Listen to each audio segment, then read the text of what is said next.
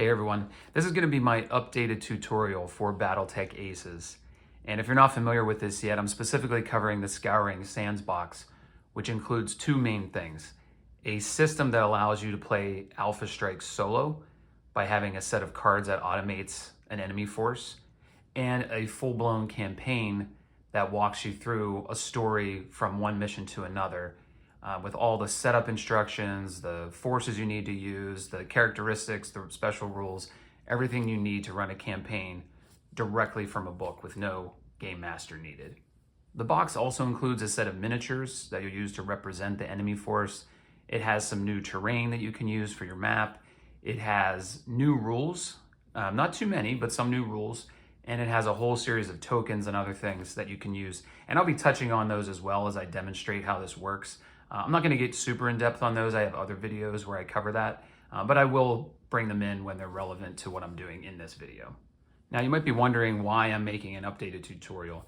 I think the original is still pretty good, but I definitely have a better understanding of some of the rules now, and I'd like to incorporate those in here so that anybody who's new or who's trying to get a refresher on this will see those rules in action, and they'll have the same understanding that I have now after playing it a lot and asking a lot of questions. The second reason is that the previous tutorial was really focused just on the Aces actions they're taking during movement and combat. And I wanted to make a tutorial that was a little more comprehensive, that talked a little bit about some of the extra rules that are included in this box, talked a little bit about the campaign and the mission setup, and just showed a little bit more. That first tutorial only showed one turn of movement and combat, and I'm gonna show at least two in this one. And I'm going to have the player and the automa get closer together, maybe even behind each other, kind of like crossover, just to show some more complicated movement situations and combat situations that will come up in a normal game. All right, just a little bit of housekeeping before I get started. So I have all the rules references that you'll need to play BattleTech Aces right here. So I've got the Alpha Strike Quick Start rules. This comes in the Alpha Strike box. Aces assumes that you already have this. It's going to require that you have the miniatures from it, the terrain, and of course the rules so that you understand how to play the game. I also have the Alpha Strike Quick Start rules reference here, and this just has a shortened version with the tables and other things that you need to just have it next to you for quick reference if anything comes up. I have the BattleTech Aces rules. This details everything that you can do in the box, from the new rules that are being included, like vehicles, how to control the solo opponent, and part of how to run the campaign. I also have a new reference sheet from this box that talks about the new rules that are in it. And then I have the campaign book, which has some of the rules in it, which I'll tell you, and I'll show you page numbers and all that during this video. And then also has like the mission setups and things like that. For this video, I'm assuming that you already have a good handle on these two. I'm not going to talk about these rules other than I'm going to walk through movement and combat, and I'll be following the rules, but I'm not going to get into these. So if you don't know how to play Alpha Strike, you need to read this book, or there's plenty of other videos on YouTube you can watch to get up to speed on that. But for this video, I won't really be talking about these, but you'll definitely want to have them handy when you play this. So I'm going to give a general overview of the Aces system. I'm going to talk about what it does, how it works with the cards, and setting it up for your mission. And if you're already familiar with this, you can go ahead and skip ahead if you just want to see the demo. I already mentioned that Aces is intended to be used as a way to automate an enemy force. And this can be if you want to play Alpha Strike solo, or if you want to play cooperatively with other players. And you can do this in the missions that are included with this box, or you can just do it for one-off missions. You can use this system really for anything, although it is designed specifically for the campaign that's included with this box. The automated force uses a card system that helps them filter down a specific place on the map for them to move, or a specific target for them to attack during combat. And that's this pile right here. So you'll see that on the card, I mean, I'll go through exactly what all of this is in terms of the icons and what you do on the card, but you'll see that at the top left, there's a role, and this will match what you'll see on Alpha Strike cards. So if I pull up this Locust, for example, the role here is Striker. And so you can match the role for that unit to a set of 6 cards for the Aces deck. And you don't have to do that, but a lot of times you will see that in the campaign missions, it will use the same role that's on the Alpha Strike card for that unit. And you can have multiple units share this role as well. So if you have a couple of units that want to use the Striker role, you can split this deck up. So the rules will instruct you on how to do this, and I'll bring up the page in just a minute.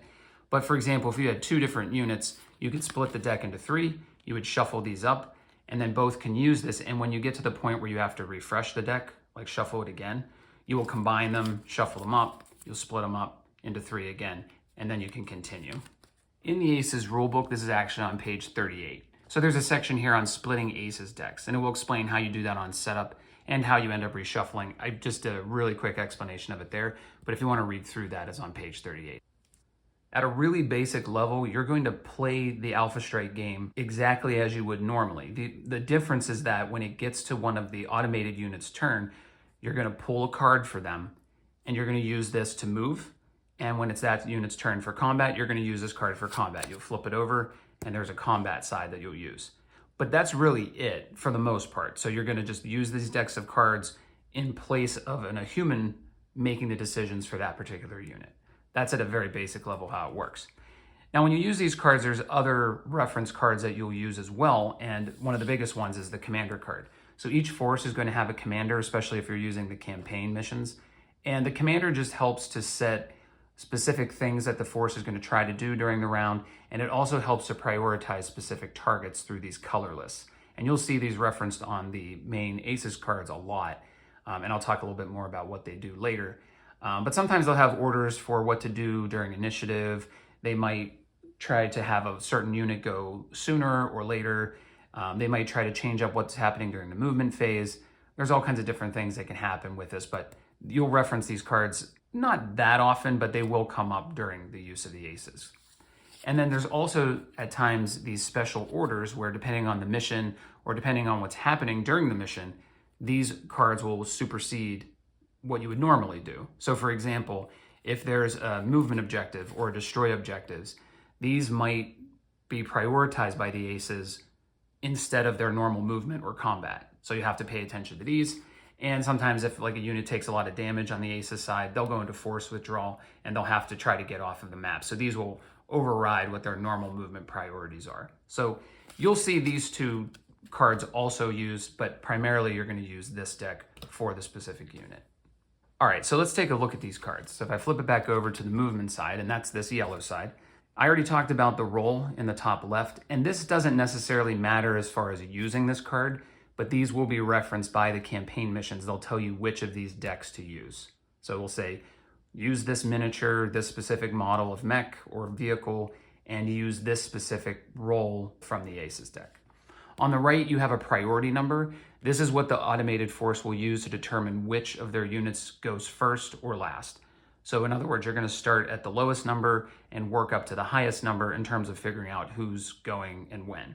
Like I mentioned, sometimes the commander will override this card, and it might put a token that has all zeros on it or a 1000 on it to make sure that it goes first or last. As we move down the card, next we'll have a list of behaviors. So every card has 3: aggressive, balanced, and cautious. And the first thing that you'll do is determine which of these behaviors the automa will use. And I'll get into that in a little bit.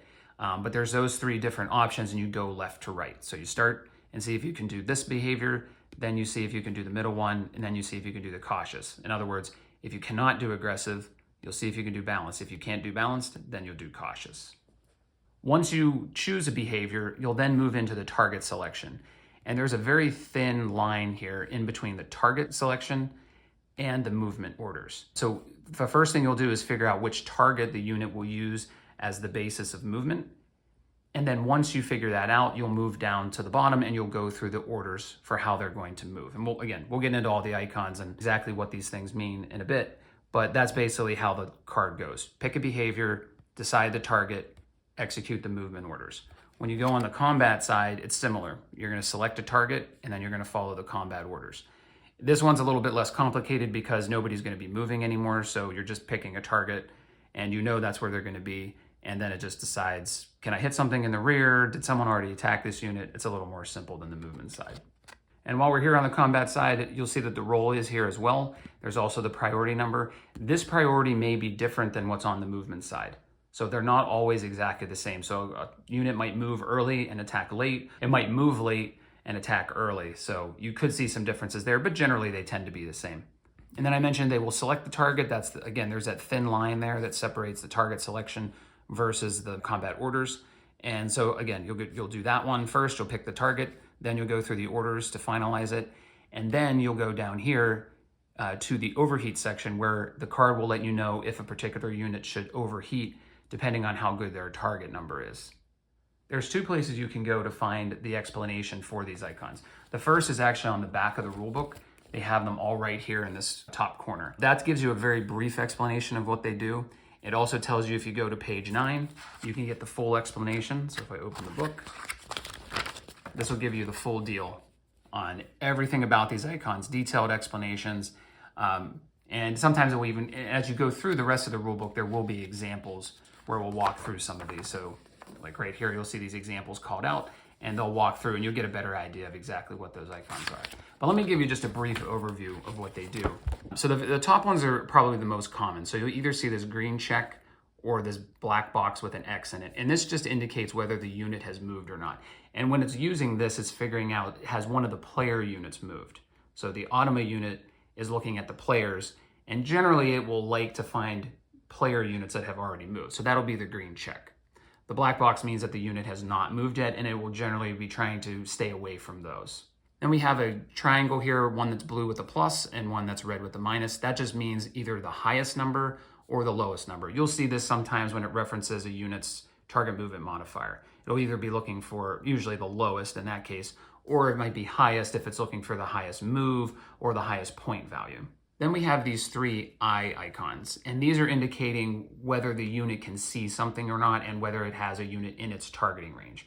So the one that's just an eye is line of sight. It just needs to have line of sight to that unit. This one here means it has no line of sight. So it's either, sometimes this will be for like a missile boat that's trying to get out of line of sight and use indirect fire.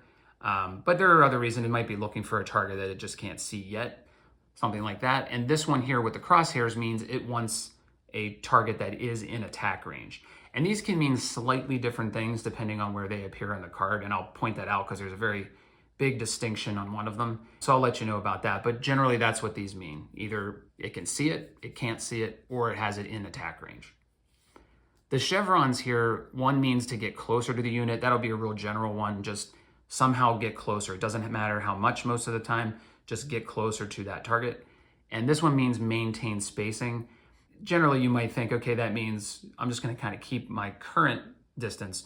But if you look at the rules here, it actually says attempt to be this distance from the target. So you'll see this often where it will say this symbol and then 18 inches or 12 inches or 24 inches. It will tell you how close or far away it wants the ACES unit to be from its target.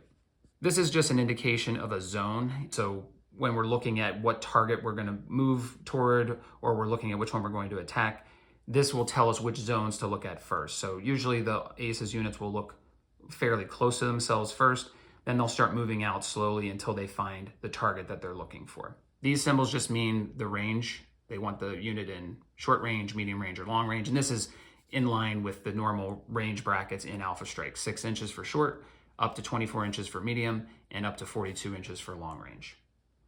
On the right, these are the movement modes, so either ground movement, sprinting movement, jumping movement, or standstill. And we'll talk a little bit later about how to indicate these for the units that have moved. In Alpha Strike, in the box, the plain Alpha Strike box, they give you tokens to mark these. In ACES, you're probably going to want to use dice, and I'll explain how you'll do that. Then down here at the bottom, we have the movement objective, which is this white circle with kind of like an X in it, and the destroy objective, which is a black circle with a crosshairs in it. And these are going to be special objectives that'll be explained to you by a mission. And as I showed with the special orders cards, these will have a little bit of extra priority. There are also some keywords, and really important keywords for this ACES system. First is the word behind. This one actually confused me when I was first learning it, but this just means outside of the target's firing arc. In its rear if possible, but it doesn't have to be in the rear, meaning it doesn't have to get the attack bonus for being in the rear attack direction, if you will. So this just literally means be somewhere behind a target so that it can't fire at you. If you can get into the rear attack direction, then that's great, but that's not the requirement of this particular word. You will see on some cards, it will say attack target's rear, and that means you're getting the rear attack bonus.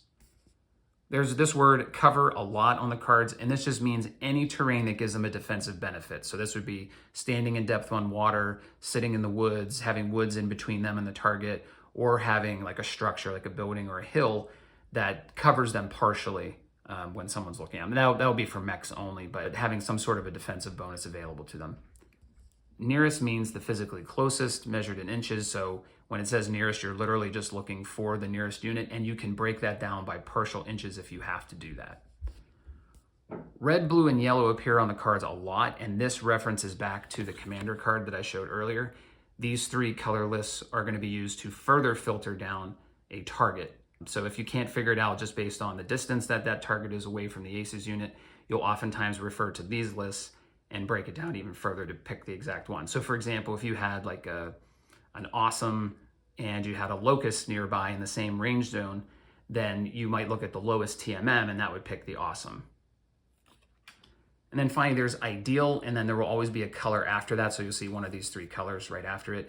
And ideal is talking about a unit anywhere on the map. So an enemy, meaning the player, one of their units anywhere on the map that best matches this list of criteria that we're just looking at. So if it's ideal red, it's going to be looking for the lowest TMM on the map with the highest point value and the largest size. So if you had like an awesome, that's probably going to meet those criteria very well because it has a low TMM, a very high point value, and a very large size. So there's a good chance it would get selected. And again, doesn't look at any range zones when it's talking about ideal. That just means anywhere on the map, any unit still in the game. If you looked at the blue list instead, it would be looking for the highest TMM, the lowest amount of structure, and the highest point value. So it would definitely be finding a different unit by using these. And I'll mention this later, but when you're going through this, you're always treating these as filters. So when you go to highest TMM, if you find one unit that has a 3 and the other units have a 2 and a 1, you stop there. You do not go down to least amount of structure. That's only if there's multiple units with the same TMM that are tied. And you'll notice I'm skipping over the objective here because these are special orders. Like this would only be if there was a destroy objective in the mission. If there's not, you would skip this and you would go exactly like I did down to the plus and minus indicators. Okay, so that's it for the icons and keywords. Let me show you the card I was looking at before, and we'll just kind of walk through what that would look like when you're reading it. All right, so I have this striker card again, and if you look at the behaviors, this is where you're gonna see that ideal with the color a lot, because this is typically what it wants to do before it selects a behavior. It wants to know the ideal target that's on the map, has it moved yet or not? You'll see that almost on every single card. So in this example for the aggressive, it's saying if the ideal blue, and then I would pull up my commander card and I would say, okay, let's see. This is gonna be the highest TMM. If I don't have a destroy objective, I'm gonna look at the highest TMM unit. I'm gonna look all across the map and find the unit that has the highest TMM. If there's multiple, then I'm gonna go and find the unit that has the least amount of structure remaining. So that could be if they're all fresh, you're just looking at the unit that comes with the least amount of structure. If some have taken damage at this point, then you'll be looking at who has the least structure left in the game. And if those are tied as well, then I'm gonna go down to point value. And then again, you just keep filtering down from there. But once you find a unit that matches, you stop. So if any of these, there's a unit that has the most or the least, you stop there. Okay, and then it's going to want that unit to have already moved in order to trigger this aggressive behavior. So if you find that ideal target, there will always be one because the player is going to have some number of units remaining or the mission would be over. So you will find this ideal target. Then you're gonna check if it has already moved. And then this condition says that the unit needs to be able to move behind it. So this ace's unit needs to be able to move behind that ideal target in order to trigger aggressive behavior. If it cannot do this, you would move over to balance, and all it wants to know is, has the ideal blue target moved? So it's less restrictive. So in this case, maybe we couldn't get behind it, but maybe it has moved so we can use our balanced behavior. If this isn't true either, so let's say the ideal blue hasn't moved yet, you'll go over to cautious and it's just gonna look for the nearest target. All right, so if I proceed down, let's say we go with the balanced movement. So the next step is gonna be to look at the targets. So again, we get that zone icon, which means these are the zones we're gonna go in order. First, we're gonna look 14 inches from us. We're looking in our range of 14 inches. So we're gonna see what targets are available there. If we don't have any or we can't find one that matches what's down here, we're gonna move out to 20 inches. If we can't find one that matches these three icons down here, and I'll explain these in a minute, we're gonna move out to 30. If we can't find any at 30, we're gonna move out as far as we can until we find a target. Most of these are going to have at least, except on cautious. Cautious usually just says find the nearest target. But aggressive and balanced are almost always gonna have some combination of icons here, usually one of the list colors, and then some form of eye with the crosshairs or without. On this particular card, the 3 icons you see here, when this is the part I was mentioning before that I have to tell you about because it's a little bit different than just I can target it. What this means is it's looking for a target that it can attack when it's done moving. So in other words, this unit could be able to attack the target when it has finished its move. So by that, it means if there's a target that's hiding behind a building and there's no way for this unit to get past that building to see it, it wouldn't qualify for this because it wouldn't be able to target it when its movement is over. That's what this icon indicates. The next one, of course, is the moved one. So in addition to being able to do that, the unit has to have already moved because it doesn't want to move as though it's going to attack it and then have that unit move out of the way. It wants to be sure that it can attack this unit when it's done moving. Potentially. It doesn't mean it will attack it. That just means it could potentially attack it when it's done moving. Those are the targets that will qualify. And then it will go to the blue list if it needs to. So in other words, if you have multiple units as targets that could match these two, so there are 2 within 14 inches that have both moved, and this ACE's unit will be able to attack them when it's done moving, then you go to the blue list to break the tie. And you'll always find one single target when you're done with this that the unit will be keying on for the rest of the movement instructions. So if we move down, it's going to tell us we need to use ground movement. Sometimes it will tell you to use jump movement if you need to. So if the unit possesses jump jets and it has jump movement, then it can use it if it has to fulfill these requirements. This particular one just says only use ground movement. If you only see the J, then that means it wants the unit to jump to do this, but if it doesn't have jump ability, it will just default to ground movement. In the instructions, and I'm not going to act like I have a specific scenario here, but I'll just indicate the icons, like what they mean here. So it's going to say in the fewest, because it's the red triangle with the minus, it wants to be in the fewest enemy targeting ranges when it's done moving. So if there's buildings or hills, it wants to maneuver itself so it will be out of as many targeting ranges as possible from the player units. So that's what you're going to do on the map, and you'll see this in the demo, but on the map, you're going to start filtering out specific places that don't qualify for this. There's a space where 5 of the player units would be able to attack it. That's not going to work. But you'll find one where only 2 can get it, and maybe another where only 2 can get it, and you'll stick with those 2. Then you're going to go down to the next instruction, and it says occupy woods. So if one of those positions has woods available, then it would further filter it down to just that one position. But let's say neither will have woods. There just are no woods around. You would just ignore this instruction and skip it.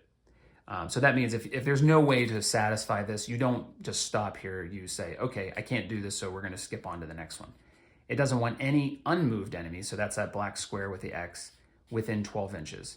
And then it wants to move closer to the target. But you're doing these in order. So if you can satisfy this with one location on the map, and movement instruction number 1, you'll stop there. If you can't, you move down. If the woods break the tie, then you're done. If it can't, then you go on to the next. And you go all the way down until you can find one single spot on the map that this unit will go based on the criteria and the instructions that were given. Okay, so before I get on to the question you might be asking based on that, I do want to show you in the rule book the important instruction about the eye with the crosshairs. So on page 12 of the rule book, there's this section up here that says additional target considerations, and it shows this icon, and it explains it in more detail than what I said. But it says if the instruction includes this symbol, only consider enemy units that the automated unit can attack after moving. So it's just important to know this because normally that icon just means that it's in targeting range, but when it's paired with that target selection in the zones, this means something slightly different.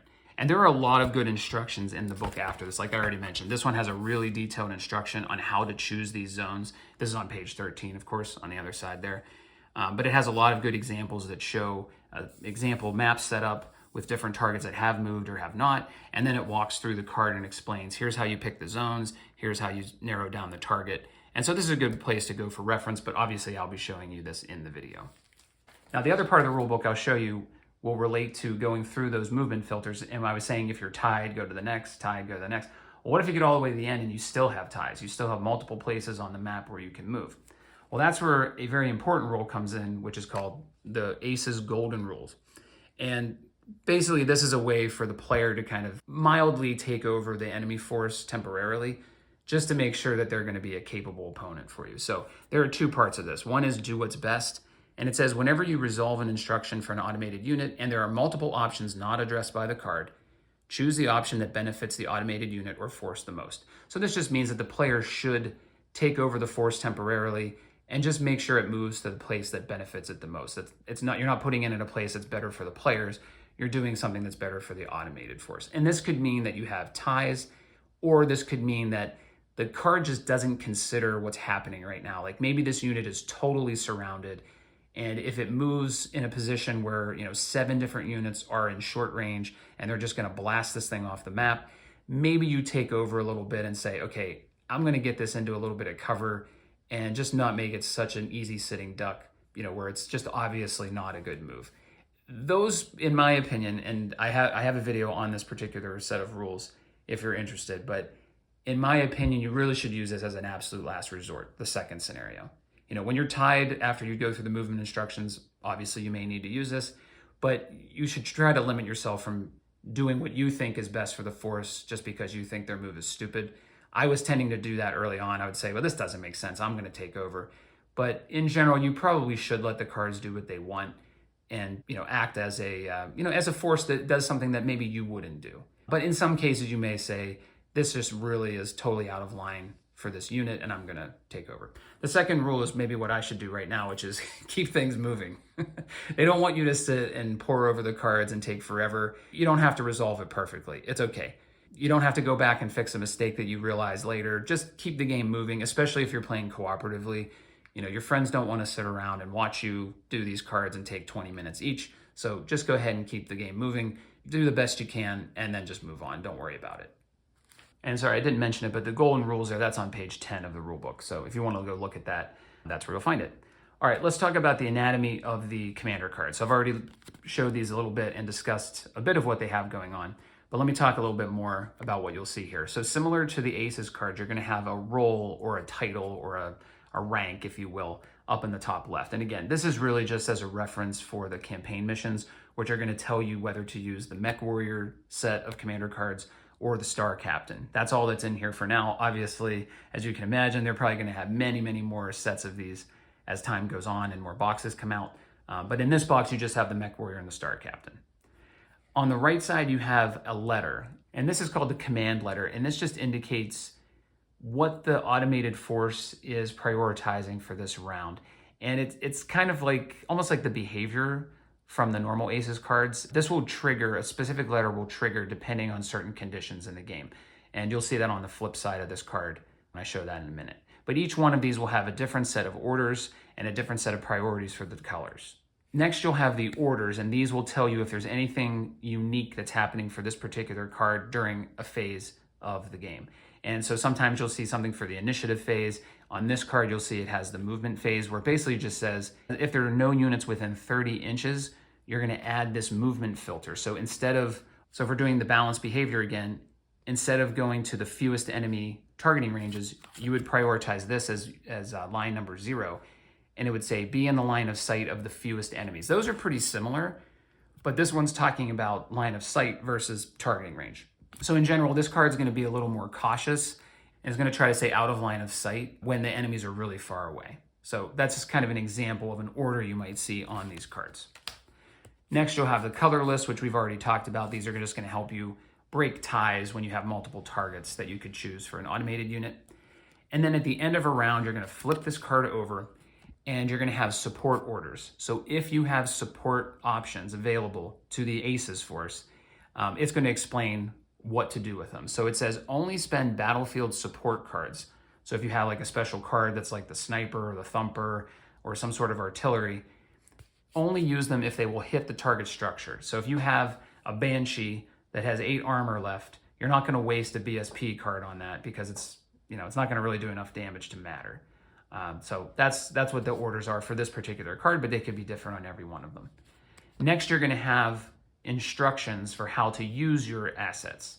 And sorry, when I'm saying I'm talking about the Aces force, the automated opponent.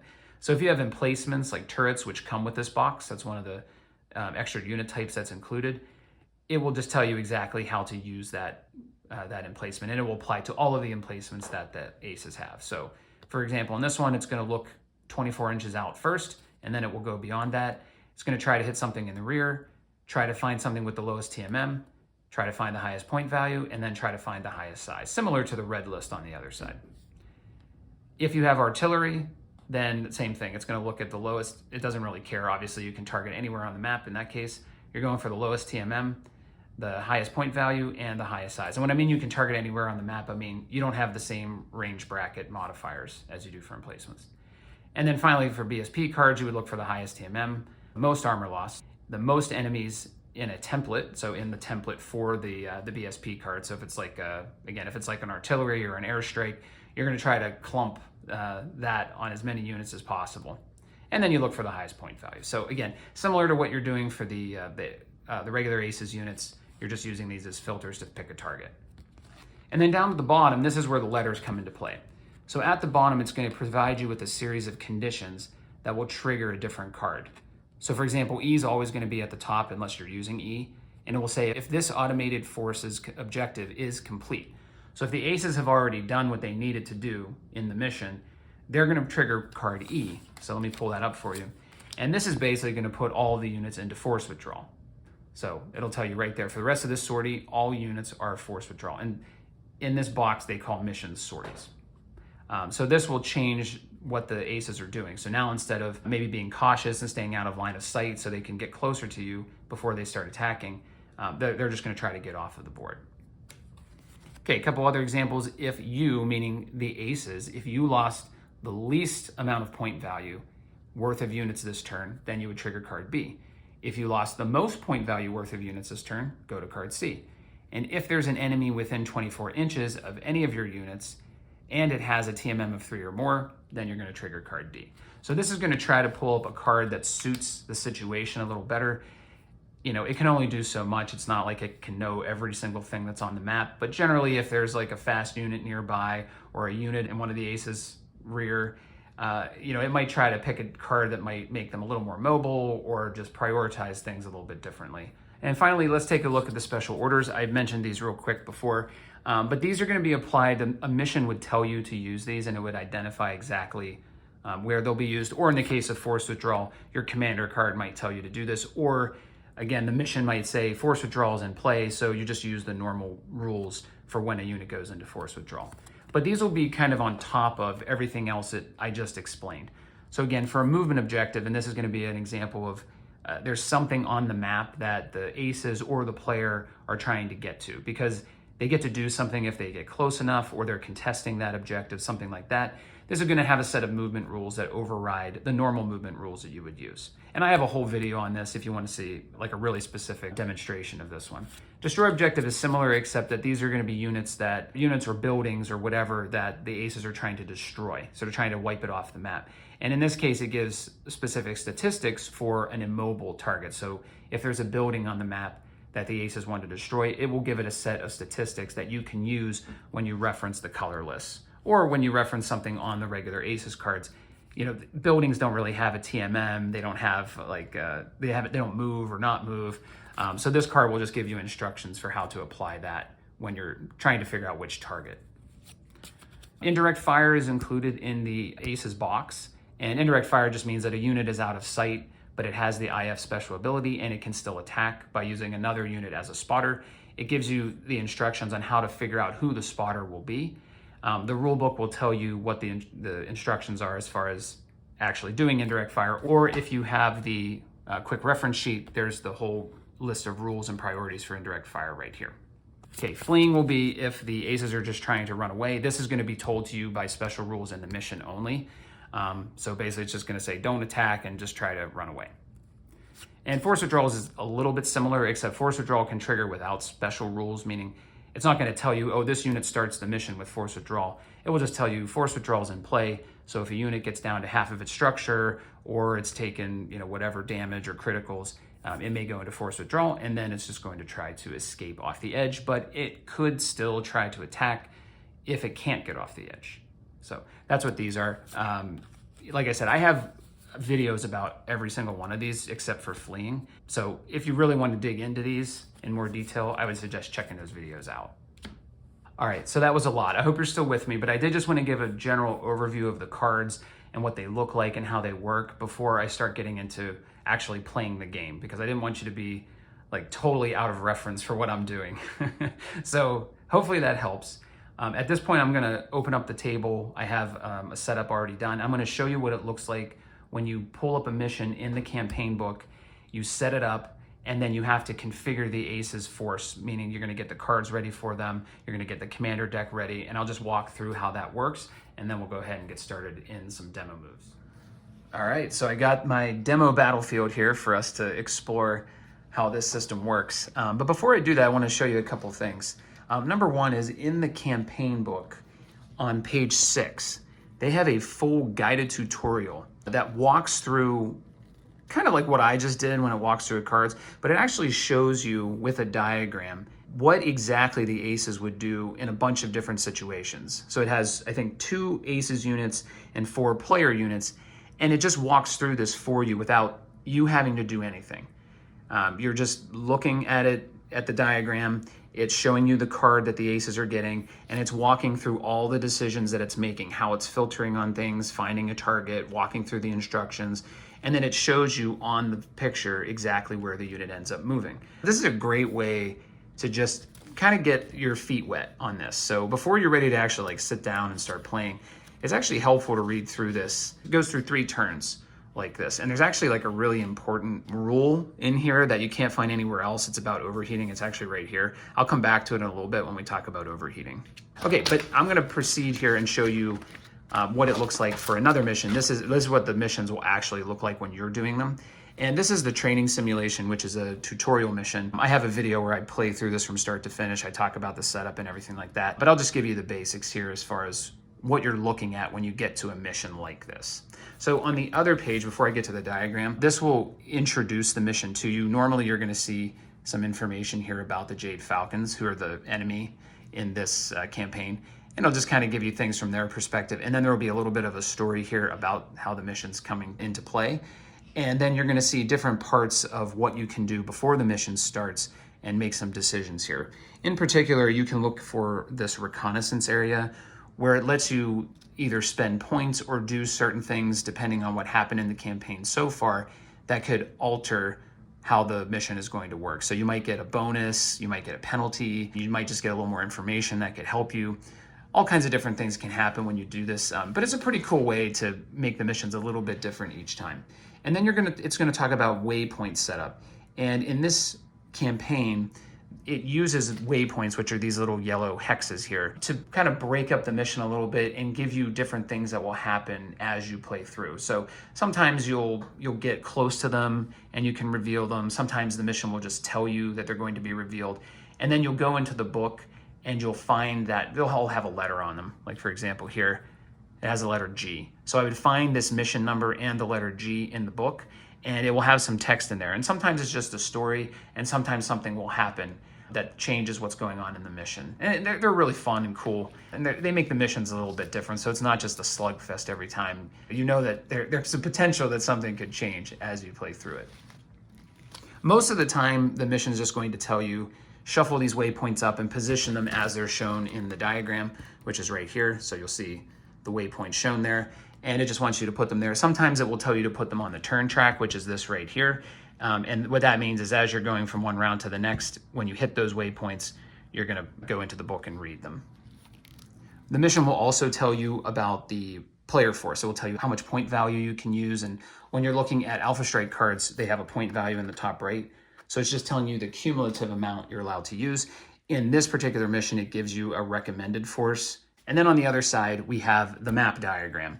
And this is probably what takes the most time to set up because you are following what's on this picture and trying to do the best you can. What I have set up here is not what's in this picture. I'm not setting it up for this particular mission because I've already done that. I actually just set this up myself. I just kind of made it random. And what I tried to do here is show off all the terrain that you're gonna have in both boxes. So the Alpha Strike box and the Aces box. This is all you need to play it. You just need those 2 boxes. I do have other terrain that I sometimes use, but it's not necessary. And for this campaign, I actually haven't used it. I've really stuck with almost all of this. Sometimes I use my own trees, but I've actually found these better because they don't drop little pieces all over my table, which is really nice. But yeah, I mean, this is it. So The Alpha Strike box gives you the trees and the buildings, and the Aces box will give you the hills, the rivers, the bridge, and a couple of other things that are in there. Like if you flip the rivers over, it's a canyon. There's little like end pieces where you can change it. I think there's a couple of other little things in there. But yeah, so I tried to use all the different types of terrain that are in there except the canyon because it's on the other side of this. But you'll try to do the best you can to match this diagram. The book wants you to use a 48 by 48 play space. I talked about in like my first impressions where it's, I mean, that's big. My table is very long this way, but this direction, it's only 36 inches. So I can't accommodate that. So what I try to typically do is about 36 by 40 or 36 by 42. And I just smush things a little bit in this direction. I'll just kind of cramp them down a little bit. So you're just going to try to do the best you can. I mean, obviously, if you have 48 by 48, that's the best. But if you don't, you're just going to adjust as best you can. It really doesn't matter as far as how the Aces cards work. But you will see on the diagram, it tells you your escape edges. So if you are in forced withdrawal or you're trying to get off the map, it tells you where you as the player can escape and where the enemy can escape. And so if, you know, for my map, it's a little shorter this way, it makes it easier to get off of these escape edges, but it's a solo or a cooperative game. You're just having fun, so it's really not that big of a deal. Okay, then it'll go through the objectives. I'm not going to talk much about this because I don't really want to get into all that, but it's going to tell you how many points you can get for doing certain things. And then it will get into special rules, and this is where it's going to tell you, okay, usually force withdrawals in play. It might tell you there's a movement objective. It might tell you how to reveal waypoints. That's what this is doing. In this case, for this particular mission, you're revealing potential supply caches that you can destroy, and it just explains what those are, what the construction factor is, things like that. Before I get into this too much on the terrain, at the beginning, or actually it's after this, which kind of confused me, but after this training mission, there's a page in here that has rules about terrain. So it tells you all the different types of terrain from the two boxes. It will tell you what these icons mean. So like if it has a 1 or a 3 or 1.5, it's just telling you the general height of it. So like this is a 1.5 building. This is a 4-inch building. I think these are like 2 inches. This is 3 inches. So it just tells you the height of the terrain. The hills, just these little ones are the only ones that are 1 inch. All the other ones are 2 inches. But those are pretty easy because you can tell the shape of them. So those are pretty straightforward. It will also tell you about tree templates. This is in the Alpha Strike Quick Start rules as well. So those are there. And then it will show you for the different buildings what kind of construction factor they have. And this is basically just how much damage they can take. So small buildings can take 4 damage and large buildings can take 6 damage. And this is important because sometimes when you have a destroy objective, this CF is going to be treated as armor for that building. So if the card is looking for the most or the least armor, that's what you're going to use for those. It also tells you for the bridge what the CF is. And so I do have the bridge out here. This is pretty cool, although I will say it is a pain in the butt to put this thing together because the tabs for it are like just a little bit too big for the holes. So once you get it together, I mean, it stays, but I felt like I was going to break it every time I put it together. So I think it's just going to stay like this from now on. But that page is really, it's good to know about just because if you're confused about what terrain you're supposed to put out there, it will tell you. Okay, last and maybe most important is the opposing force. So to the right of the diagram on the mission, it's going to tell you the opposing force. It will tell you their point value, even though it doesn't matter. You're not calculating that. You're not like finding cards that will match that. It will tell you exactly which units to use. So in this case, there's 5 units. It will tell you who the commander is, and it will tell you what mech they have or vehicle. It will tell you their skill level, and it will tell you which Aces deck to use. So for example, if it was the Fire Moth here down at the bottom, it has a skill 2, and it uses the Striker deck. So that's the one I was showing before. So I would get this deck of cards ready for that particular unit. It will also give you instructions for the opposing unit. So it'll tell you, okay, like deploy as shown. So they'll actually have units on the map. It will tell you the number, so you know exactly where to put them.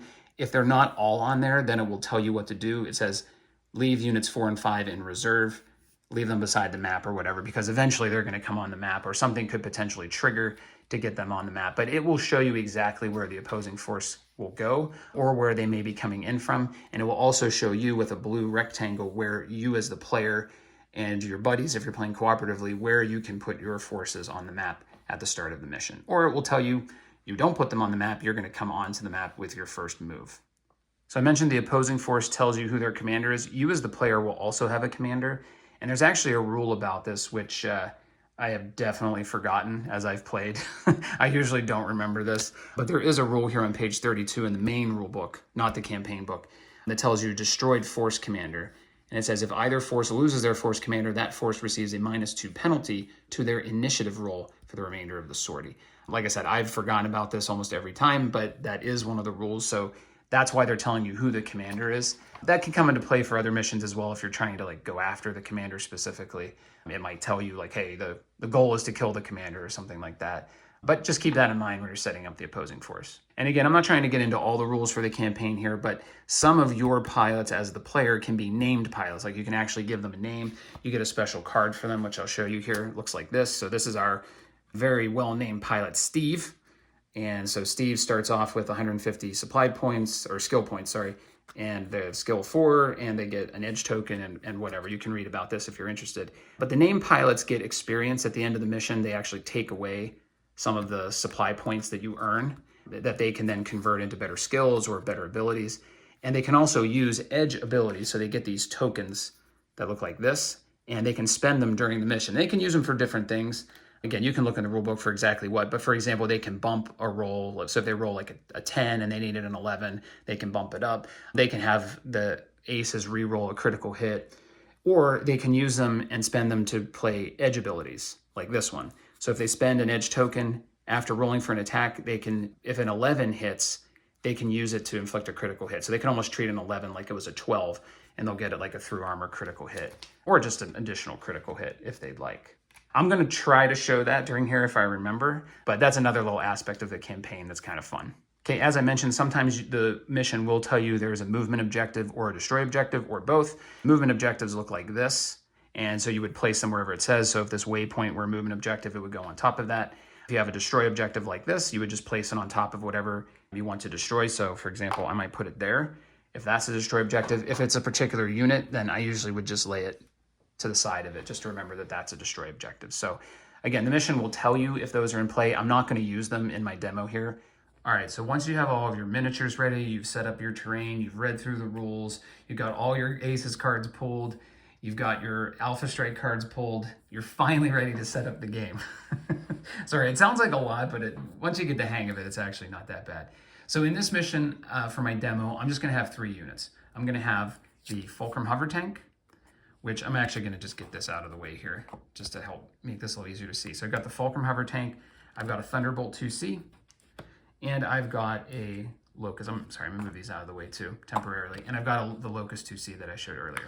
So you're gonna have those cards out and ready to go. And now you know which Aces deck you're gonna use for each one of them. So we already talked about the Locust is going to get the Striker deck. So it's gonna tell you that in the mission description, the opposing force, it will say, okay, Locust 2C, it's going to use the Striker deck. So you're gonna have the 6 cards here, you're gonna shuffle them at the start, and then you're gonna set that card on top of that deck. And that's your setup, so that's ready to go. So I take the Brawler deck, this is for the Thunderbolt 2C, I shuffle it up, and I'm gonna put it under the Thunderbolt 2C card like that. There are special cards, special decks I should say, in there for the aces. If they're a hover or an infantry, it will tell you in parentheses there. So I have this for the Fulcrum. Now, what if we said, oh, I actually have 2 Fulcrums, and this happens a lot, so that's why I'm using it as an example. But I have 2 Fulcrums in here. So what you would do in that case is you would take the deck, you would shuffle it with all 6 cards, and then you would take 3 and 3, and you'd put them under each one. So I put the 3 here, and then I'd take the other 3, and I'd put them under here. And I'll explain later exactly what will happen as far as refreshing the deck, but basically once you go through all 3 cards, it's time to shuffle them up. You'd put all 6 cards back together, you'd shuffle them, you'd split them up again, and do exactly what I just did for the next round. I'm not gonna use 2 Fulcrums in this demo, but I just wanted to show you what that would be like for the setup. Okay, the opposing force also tells you which commander deck to use, so we're using the Mech Warrior deck in this case. It will tell you which card to start with. In the example I showed you, it actually said you use the Star Captain deck and you start on card A. I'm just gonna use the Mech Warrior deck, also starting on card A, but you'll keep this nearby because you'll reference it a lot. And you would also wanna get these tokens out, move first and move last tokens, because the commander card, even though it doesn't say it right now, at some point it could tell you to put one of these on top of the priority for the card. So for example, if we had these down, this is what you'll do at the beginning of the movement phase. You're gonna pull these down to show the numbers. And it might tell you, okay, the unit that does the most damage gets the move last token, for example. And then you would just place it on top of there. And then that just shifts up what its number would be. A better example would be here. If I did that one, because that was gonna go first, and now we go last. So you might have that happen, so you just want to keep those tokens nearby. You will also want to have the turn track out. I already mentioned this, and you will have this little token here. Blue means the player won initiative. Red means that the aces won initiative. And so you just want to have that nearby, somewhere around the board. It doesn't have to be in the table like I have. It could be on the side or wherever, but just keep it nearby. I will also show you that in the spirit of kind of showing what comes with this box, I do have an emplacement on the board. And I'm using this token here, which comes with the aces box. So that's going to represent our turret or emplacement that's going to be sitting on top of this building. And they do have this red triangle that indicates they're forward facing. So that way, since you don't have a physical miniature there, it will just tell you which way is their forward firing arc. That's it. So that's the setup. You shuffle those cards and put them under the Alpha Strike cards. Obviously, you're going to have your Alpha Strike cards set up nearby. Keep the special objectives nearby or special orders just in case they come up. And that's going to be your primary setup. The last thing I want to talk about is marking your units. So again, with the Alpha Strike box, they give you these tokens to mark movement. So for example, if my Thunderbolt 2C sits still, I could throw that token there just to indicate that. It tells me there's a +0 target movement modifier. If my Fulcrum uses ground movement, I put this one out there. It just says, use your plus TMM, right? Just whatever your TMM is on the card, that's what you'll use. These are fine if you want to use these. It's not really a problem, but I would strongly recommend using dice instead, and I'll explain why. So as we looked at the aces cards, a lot of the times they are referencing things like TMM. That's probably the most common stat that the cards are referencing. So the issue here is that this doesn't tell you what the unit's TMM is. It just says, okay, it has a 0. Okay, this one just use your TMM, especially with ground movement and jump movement and sprinting. It says use the TMM, but then you have to go look at the card. So just to make things easier, you can use the dice system, which is pretty common in classic BattleTech, to mark these units with their TMM. So for example, for my Thunderbolt, nothing would really change for this one. I could just take this token out. I would use a black dice with a 6 on it. And the 6 is just kind of the universal representation of a 0. It doesn't have a TMM. So I could do that instead. And again, that one doesn't really help that much because it didn't have a TMM anyway. So that token says +0, so that would be its TMM. But for the Fulcrum, for example, that has a TMM of 4. So I could use a white dice and I'll put a 4 on it to indicate that has a 4. So if I have to look around the table and find a unit that has, the highest TMM, for example, I would know this has a 4, and then I would just look at the dice there to get that number. If a unit jumps and it had a TMM of 1, I would mark it with a 2 because it gets a +1 for jumping, and I could mark it like that instead. So now I know it jumped, so I know that, same as before with the token, I know that it gets a penalty to when it fires, and the TMM is 2 if another unit's targeting. If it's sprinted, I could do the same thing. I'd use a yellow dice, and I'd put a 1 on there because it just gets its normal TMM. But again, when I'm looking at the board, now I know this unit has the lowest TMM, this unit has the highest. Just makes it a little easier than having to constantly reference the cards. And so that's what you'll see me do during the demo. So just in case you had any questions, I just wanted to explain that. All right, so we are ready to start. I'm going to put the cards up here for a minute and set this terrain back. That's basically all you'll do. You'll take these cards, you'll move them, to wherever you're going to have them nearby. So that you can reference the aces cards. You're going to put the commander card deck nearby as well. And in this case, I'm not really playing a mission, so I'm not going to say like I have to do something specific. I'm just going to play through a couple of turns. But we'll just say if I get close to a waypoint, I can reveal it. So if I'm within 2 inches of the waypoint, then my player units can reveal that waypoint for this mission. All right, so ready to get into the initiative phase. And so just a couple of notes here. First of all, I have 7 player units all along the left side here. This one's almost out, but there's a dervish right there. So I have 7 units. The automa has 3.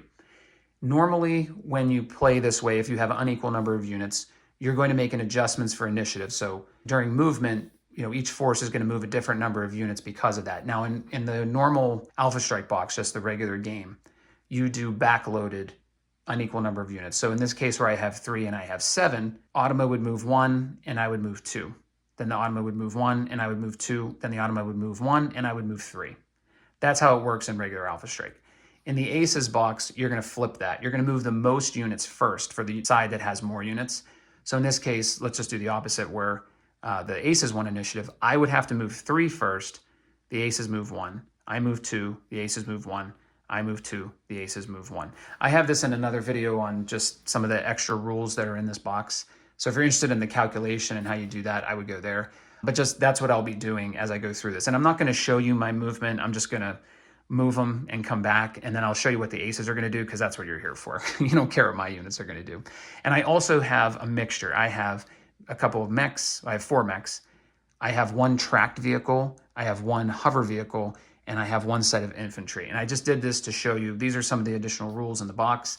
So I'm just going to show you what it looks like for vehicles. I'm going to make sure the aces attack them just to show you the differences there. But I just wanted to show some of those other rules so that you kind of know what you're getting into, because a lot of the missions will use the Fulcrums and potentially some elementals or some infantry or some emplacements, which I have here for the aces side. So you'll get to see how emplacements work. So again, just to give you a little taste of everything that's in this box. As far as rolling for initiative, for the first round, usually nothing is different, but you're always going to want to check your commander card to see if they have any orders for initiative. Sometimes the commander card will give the aces force a bonus. So you want to just double check that. In this case, they do not, so I don't have to worry about that. So it's just a straight roll off. And all of the steps for running the round are on the back of this book. So the same place I showed you where the icons are, on the left side, it walks through exactly how to run through a round.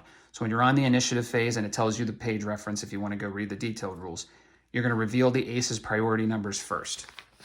So I'm going to pull these cards slightly down like I did before, and I'm just going to reveal what their number is. It does show you the roll as well, which doesn't really matter.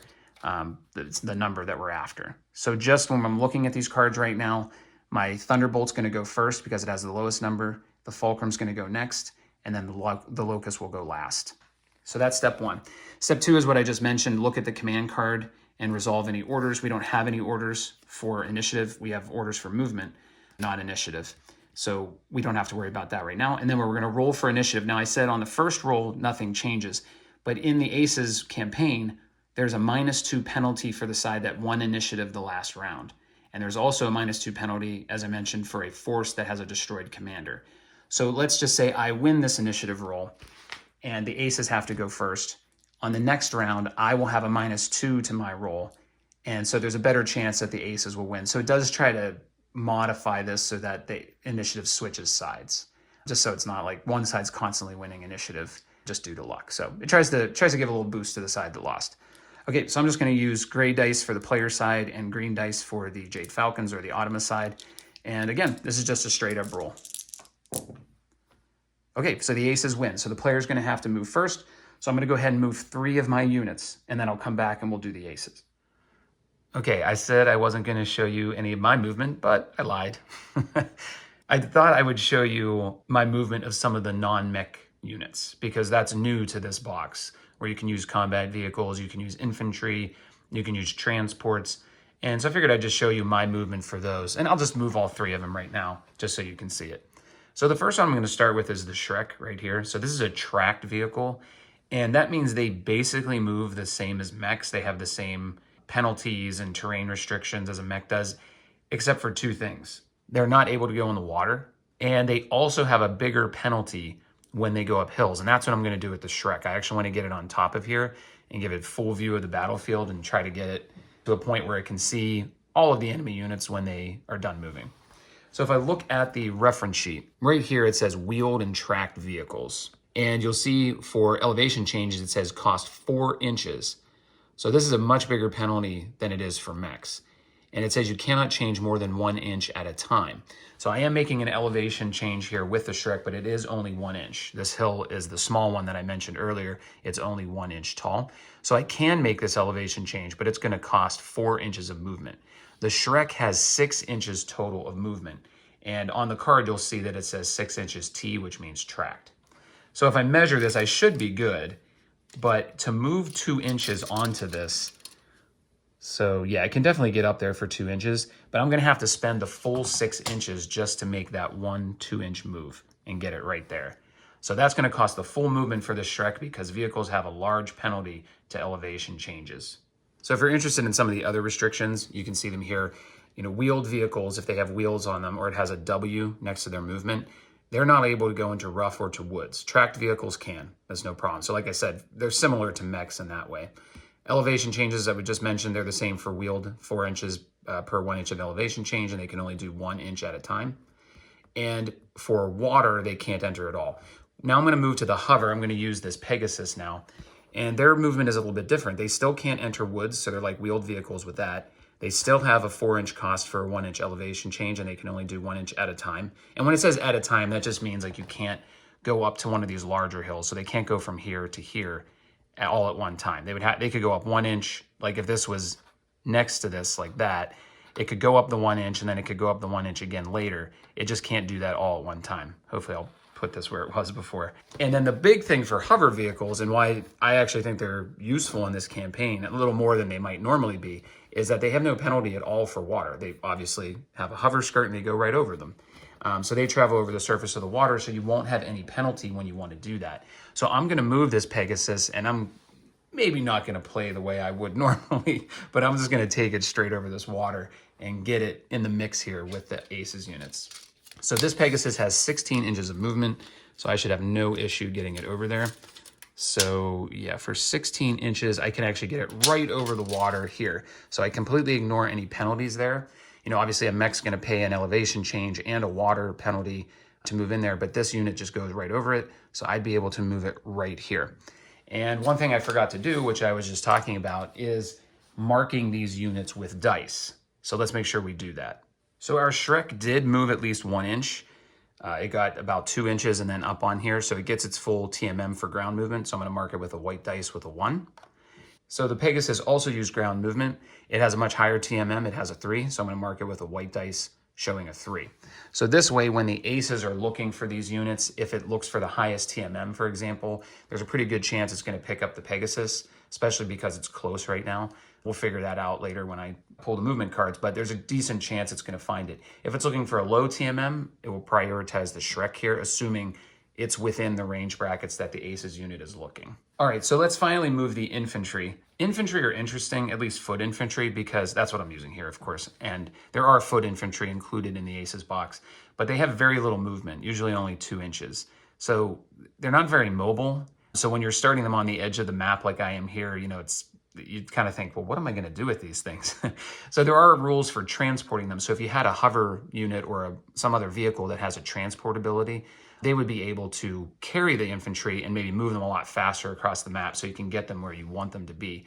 So they can hold a waypoint or some sort of an objective, or you can just get them in a good spot where they can, you know, help with indirect fire as a spotter or something like that. I don't have that here, so I'm just going to show you the real basic rules of just moving it. So I'm literally just going to move them 2 inches toward this hill because I do eventually want to get them up here as a spotter for the dervish. Infantry don't really have terrain restrictions for the most part. They can't go more than 1 inch elevation at a time, just like the vehicles, and they can't go in water. But otherwise, even though they only have 2 inches of movement, they do have the minimum movement rule, which would allow them to move that full 2 inches, even if there's a penalty. So for example, going up on the elevation, they'd have the same penalty as the vehicles, but even if they only have 2 inches, if they're close enough, they can still get up there using the minimum movement rule, which is explained in the Alpha Strike Quick Start rules. I have a video where I go through all of this in much more detail, so if you're interested in this and you want to dig more into it, I would definitely check that out. But for right now, I'm just going to move this thing 2 inches right up against the hill, just like that. And so it should be mostly out of sight, hopefully, because infantry can get killed real quick in Alpha Strike. But hopefully that's going to keep it out of sight. So I'm going to mark the infantry. They use ground movement. They use their feet. They have a 0 TMM, so I'm going to mark that with a 6. And infantry also don't have an attacker modifier. So obviously in Alpha Strike ground movement, you get a 0 attacker modifier. But even if they stand still, they would normally get the -1 bonus. The infantry do not get that. It would still just be a 0 for them. They don't have an attacker modifier. All right, so let's go ahead and take a look at the first Aces unit and how they're going to move. That's what you came here for. All right, so now we're going to the Aces, and we're going to go through the first unit of movement. And I think it's a good practice, and I don't do this often enough, but grab the rule book and go to the back and just double check the instructions for what you do during movement. You know, you kind of get in a habit of like, okay, I know how this works, I'll just do it. But every once in a while you might forget something. So just to really quickly go through this, it says automated units move in order from lowest to highest priority number. When moving, reveal its Aces cards. So I have the Aces cards set up here. I have the decks with the Alpha Strike cards on top of them. We've already determined that the Thunderbolt 2C is going to go first. It has 93 as its number. The Fulcrum is going to go second with 787, and the Locust will go last with 948. All right, so we got that part checked. We know it's going to be the Thunderbolt 2C. Then it says, check the command and special order cards. And this is something that I might forget when I'm just in the habit of, I know the rules, so I don't need to check anything. So I'm going to pull up our commander card and, oh, yep, we do have an order for the movement phase. Before moving a unit, if it has no enemies within 30 inches, add the following movement filter to its chosen behavior. We don't have that issue here because we've got the Pegasus right here, and really everything is within 30 inches. So even though that order is on the commander card, we're not going to apply it just because the condition isn't met. Okay, and the next 3 steps under movement are evaluating the ACES card. We're going to do determine the behavior. We're going to use the conditions to figure that out. We're going to identify the target, and then we're going to resolve the movement. So that's all going to be taken care of by the ACES card. So I'm going to go ahead and reveal this, take the Thunderbolt 2C off for a minute, and then I'm going to pull up the first ACES card. All right, so again, we're going to move through these conditions from left to right. So we're going to check if we can do aggressive. If we can't, we'll go to balanced. If we can't do balanced, we'll go to cautious.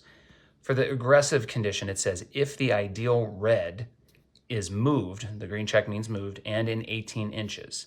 So we need to pull up our red list on the commander's card to figure out if this is true. So when you look at the red list, the first thing on it is the destroy objective. We do not have that in this mission. You know, the majority of missions will not have it. Some will, and you'll have to use that. But generally, you'll be skipping that, and you'll go to number 2, which is the lowest TMM. Now, the lowest TMM of any of the player units is the one we moved last, which is the infantry. They don't have any TMM. They have 0. So they would be considered the last. And they have moved. I did move them in the first turn, so they have moved. So we've got those 2 parts of the condition. The last part says it has to be within 18 inches of this unit, the Thunderbolt 2C. So for that, we're going to have to measure. And if I measure that, it is just outside of 18 inches. It's about 18 3/4 or maybe 19. So that condition would not be true in this case because it's not within 18 inches. We were almost there. So then we're going to skip over to balance. It says if there are any enemies within 30 inches, there absolutely are. We're going to go down to the target selection. And like I showed on the other card, there is always this zone symbol, which means to the right of this are the zones it's going to check in order to find a target. And with this, we're going to see some of the typical ACES behavior is it's going to look for targets close by first and then proceed outward. And I think it does this because it wants to make sure that there's not a unit nearby that it's not considering and making it easy for it to get behind the ACES unit. So our first zone is 12 inches, and that's where we're going to find our target because it's going to be this Pegasus, which is the only unit within 12 inches. The 2 icons at the bottom are important. So this one again says it's the eye with the crosshair, so that means it has to be a target this unit could attack when it's done moving, which it is. Even though it has the red here, it doesn't have to be the ideal target. It doesn't say ideal red, it just says red. And what that means is if you have multiple targets within 12 inches that you could attack after you're done moving, then you go to the red list to filter them down and pick the exact one that you're going to use. But since there's only one target in this zone, I mean, we just measured to the infantry and they're almost 19 inches away. So none of the other units are going to be within 12 inches. We automatically select the Pegasus as the target. And like I said, the ACES do this pretty often. They will, if you get a unit in close and it has moved, it will almost always pick it because it's going to start at closer zones and then move outward. So now we're going to go through its movement. Now, again, these are filters. So we're first going to say that it's ground movement. And then the first filter is to get this target at medium range, which I think it already is. I'm going to double check here if it's within 6 inches. It might be just outside. No, it's actually in 6 inches. So it's about 5.5 there. So that means we're going to have to move the Thunderbolt in a position where it will be outside of that 6 inches when it's done because it wants to be at medium range. So that won't be an issue. If you look at the map, and I'll tilt this down a little bit, there are plenty of places that this unit could move to get the Pegasus at medium range. So we're not going to have any issue there. Now this is going to be a really interesting first example, so I'm glad we pulled this card because the second filter, because now we know we have multiple places we could go to get the target at medium range, but the next filter is going to say get closer to the target. Well, we can't do that and satisfy the first one, right? We can't get closer to the Pegasus and then be at medium range. That's not possible. We're already inside short range. So when that happens, we again are going to skip this because we can't do this one. The first filter is the most important, get at medium range. The second one can't be done, so we ignore it and go to the next one. It wants to get cover versus as many enemies as possible. So we're lucky here because there are plenty of buildings and other things available to the Thunderbolt that it can use to get cover. And cover can be many things. We talked about it with the icon. That could be partial cover from a building. That could be going into this depth on water and getting the partial cover from that. Or it could be going into the woods. So there's plenty of options here for the Thunderbolt to use to get cover. So I'm going to zoom out a bit here because there's quite a few places that this unit can get cover. It can easily get cover right here. It could kind of go into a little bit of it on the side of this building and show a little bit so it'll get the partial cover bonus. So that would count as cover. It could do the same thing on this building. It could do the same thing with this building. It also has enough movement. It has 10 inches. It can definitely get in these woods over here as well, and that would provide it with cover. So it has quite a few places it can go. It could, like I said, go into the water here, but I don't think that will work because it only has 10 inches. I don't think it can get in the water and be at medium range. So I think that would be out. So we've really got 3 buildings here where it can get that, and then also the woods where it can obtain cover from the Pegasus and from basically every unit, because if it goes behind some of these buildings, it's going to get that cover from everything else on the board as well. So that means we have to go to the next filter. And our next filter is Occupy the Woods. And so that will solve it for us. It's going to go over into these woods, which are the closest by that it can reach. I should say it's the only set of woods that it can reach on the map. And, you know, obviously it can get into probably this circle here of you know, using its movement. It has a couple options inside the woods. And so I think what I'm going to do is I'm going to go back to the card and say, well, one of the filters said get closer to the target. So I'm going to just get it right inside of that template and keep it close-ish to the Pegasus, but obviously at medium range and in cover, which were the priorities we're looking for. So I'm just going to go ahead and move this. I'm going to put it right here. And so that will give it cover from everything because it's in the woods. So this totally satisfies that card. All right, now I'm going to bring the back of the book up again, and we're going to go to the end of the movement phase here, and it says facing. And sorry, we're not at the end of the movement phase, but for this unit, we're going through the checks. So it says facing. With the target in your firing arc, no enemy in your rear, and no enemies outside of your firing arc if possible.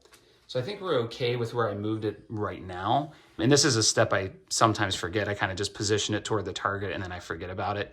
I'll sometimes have to correct that later, even though the golden rules tell you not to do that. But I will correct it if I didn't do it right. But if I face it this way, I'll guarantee that everything is within its firing arc when it's done. So this would be its choice for how to face after movement. And then the last step here is going to be to flip the Aces card. So when you're done with the movement, you take the card and you flip it over to the combat side and you place it back on the pile for that unit. And then you place the Alpha Strike card for that unit back on top. And so when you get to the combat phase, you'll start the process over again. You'll pull the cards down, you'll check priority numbers, and they'll go in that order during combat. So there you go. That's our first movement for Aces. That was actually a pretty good example. It had a lot of good, interesting choices on it. Hopefully after that one, you're feeling a little more comfortable with this. Oops, I almost forgot. I do need to mark the Thunderbolt. So it has a TMM of 2 and it used ground movement. So I'll mark it with a white dice with a 2 on it. Okay, I went ahead and moved 2 units. I moved the Dervish here into the woods. I tried to keep it out of line of sight to that Thunderbolt. And then I moved the Cicada. I flew it up here to this waypoint. So just pretending we're playing a mission, I'm trying to reveal this waypoint. And so the Cicada has tons of movement. It actually has 20 inches. So it has a 4 TMM. So I marked it with the ground movement there again. All right, so then we're gonna go into the movement phase and repeat our steps that we looked at on the book before. I'm not gonna show the book every time, just when we get into the new phases. But we're gonna again start over and look at the priority list. So we have the Scout Hover deck right now has a 787, so we're gonna use that one for the Fulcrum. So I'm gonna move this card out of the way and go ahead and pull this, and we'll take a look at what behavior it's going to do. So for aggressive, it's kind of similar to what we had for the Thunderbolt. It says if the ideal red target has moved and the unit can move behind it, meaning the Fulcrum can move behind that unit. That oftentimes is true with the Fulcrum because it can move so much. It also has 20 inches of movement and it can move across rivers as well because it's a hover tank. Now, if I pull up the commander card again, if you remember the red list, we don't have a destroy objective, we skip that, is looking at the lowest TMM, which again is the infantry. Now, for the Fulcrum, which is way over here, and I'm sorry, you can't even see that, I apologize. Fulcrum's over here, behind these two little buildings. For that to get over and behind the infantry is gonna be a tall task, but I'm gonna measure it out and see if it can do that. The nice thing is it goes right over water, so that I don't have to calculate anything with my movement there. But I'm looking to go directly this way, and that's gonna be too much. That's 20 inches to there. And also, now that I think about it, infantry don't have a facing. That's another part of their rules. So you technically can't get behind them. I think maybe if I'm just interpreting this, I would just say like get here to be behind it. They technically don't have a facing, so I guess you can interpret that how you will. But the answer is no, it can't do that behavior because it's just too far away. So if we go to the balance movement, it says if there are any moved enemies within 30 inches. There definitely are. We have probably all of these units right here have all moved and they're within 30 inches. So we're definitely going to do the balance movement. So again, we're going to go to the targeting zones and figure out which target we're going to use to key on movement. Now, if you notice here, when it's looking for targets, it just wants to be able to have line of sight to them. It doesn't necessarily need to be able to attack them when it's done moving. It just needs to have line of sight to it. And when I say when it's done, I mean it can have line of sight to it. So the movement may end up with the unit not actually having line of sight to it, but it just needs a unit it could have line of sight to when it's done moving, and that target has to have moved already. I hope that makes sense. So it wants a unit that it could have line of sight to when it's done moving. That target has to have moved already, and then we would go to the red list to break any ties. Okay, so let's start with the 22-inch requirement. So anything within 22 inches of this fulcrum is going to be part of this calculation. So I go out 22 inches, that's going to be literally everything on the map. Sorry, there's 22. Yeah, anything on the map is going to be covered by that zone. And they've all moved, right? So we have 1, 2, 3, 4, 5 units that have all moved. And so it's going to use the red list to break the tie. So if I bring the card up again, we have 5 units that are within 22 inches and 5 units that we absolutely could see and have line of sight to when the movement is done. And they've all moved. So we're going to go to the red list to break the tie. And again, that's going to use the lowest TMM, which is going to be the infantry. I feel like maybe the infantry was a little bit of a mistake here because it's going to get picked too often. But I think it's okay. It kind of drives the point home. The other one would be the Shrek or the Dervish at this point. They have 1s. I mean, it's looking in this general direction for a target. They're all low TMMs over there. So we'll just say it's the infantry for now. So what the balance movement's going to do is use ground movement, which is really all the Fulcrum has. It wants to make sure the target has no cover. And that won't be a problem because infantry doesn't get partial cover, and it would be able to, I think it would be able to go over this way and get it to a point where it doesn't have any cover. So this one is actually directly talking about the target, which the other one did not do. Line of sight only to the target. Now it gets a little more interesting. Could we find a position where it could get line of sight to this infantry unit, but not have line of sight to anything else? So we already established the Fulcrum is not going to be able to get behind this line. So it definitely can't get behind these 2 units and get them out of line of sight. And I measured the 20 inches and it can get to about here, but it can't get around the side of the building. I was thinking it could go like out this way, so it could only see the infantry somehow and not the Shrek. And that would block the 2 units that are still over there. But it can't quite get there. So I don't think it's possible to do that line of the card. I don't think there's any way to isolate that we only have line of sight to the infantry. So I think we're going to have to move to the next line. It wants to be in the fewest enemy targeting ranges. That one we can work with, although it's still going to be difficult to make sure we have line of sight to this unit, but be in the fewest targeting ranges as possible. So let's see what the next one would be. It wants intervening woods versus as many other enemies as possible. So we do have woods over here that the Fulcrum could reach, but the problem with that is it won't be able to get line of sight to the infantry because they're going to be behind this hill.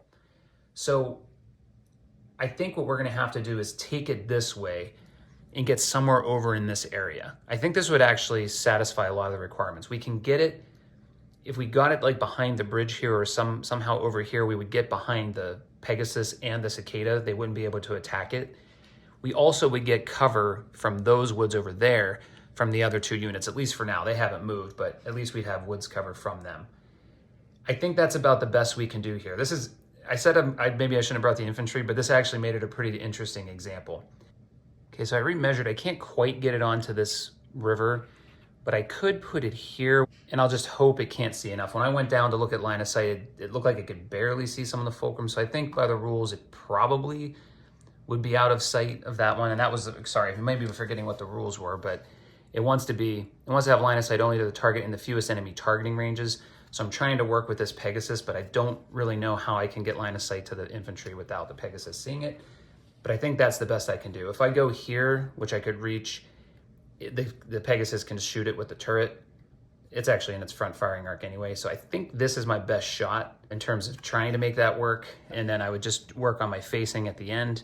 No, you know what? I gotta make sure there's no target in my rear. That would technically, I think, put it in the rear. So I am gonna twist it just a little bit that way to keep the rear attack direction out of the way. So I think that's where it would go. I can't say I feel 100% great about that, if that's the absolute best possible location for it, but I feel good enough about it. I think that's about the best I can do given the parameters.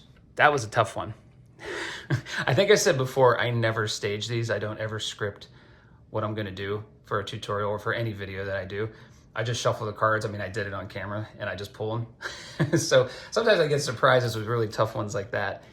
But yeah, that was a good one. I think that really showed a lot. Okay, so last step, I'm just gonna flip the Aces card, put it back on top, put the Fulcrum there, and then I'm gonna take this one out of the way as well, and I'll bring it back out for combat. Okay, I'm gonna move my last 2 units, and then we'll do the Locust. Okay, I was second guessing myself a little bit. Sometimes I do that with these. After I move, I'm like, did I really do that right? But after I walked around to do my units, I noticed that I think the Dervish is gonna have, I don't think it can really see enough of this thing to actually attack it. So that makes me even more confident this is the way to go, because it took these 2 out of the equation and it may have taken the Dervish out as well. So it was trying to get isolated line of sight to this. Well, it was trying to get this unit with no cover, which it did. It wanted to isolate line of sight, which was impossible.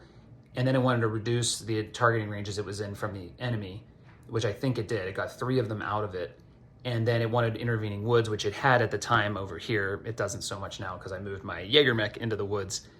The Flea went this way around the woods, and I tried to get it in the rear arc. I may have been successful. I think I might have gotten it in there. I'll have to check, but I put it here and I put its back against the building because that Locust gets to go now, and I'm afraid it for sure would have gone behind that unit, or at least tried to do something similar to that. So, okay, with all that said, let's go ahead and get to the Locust 2C.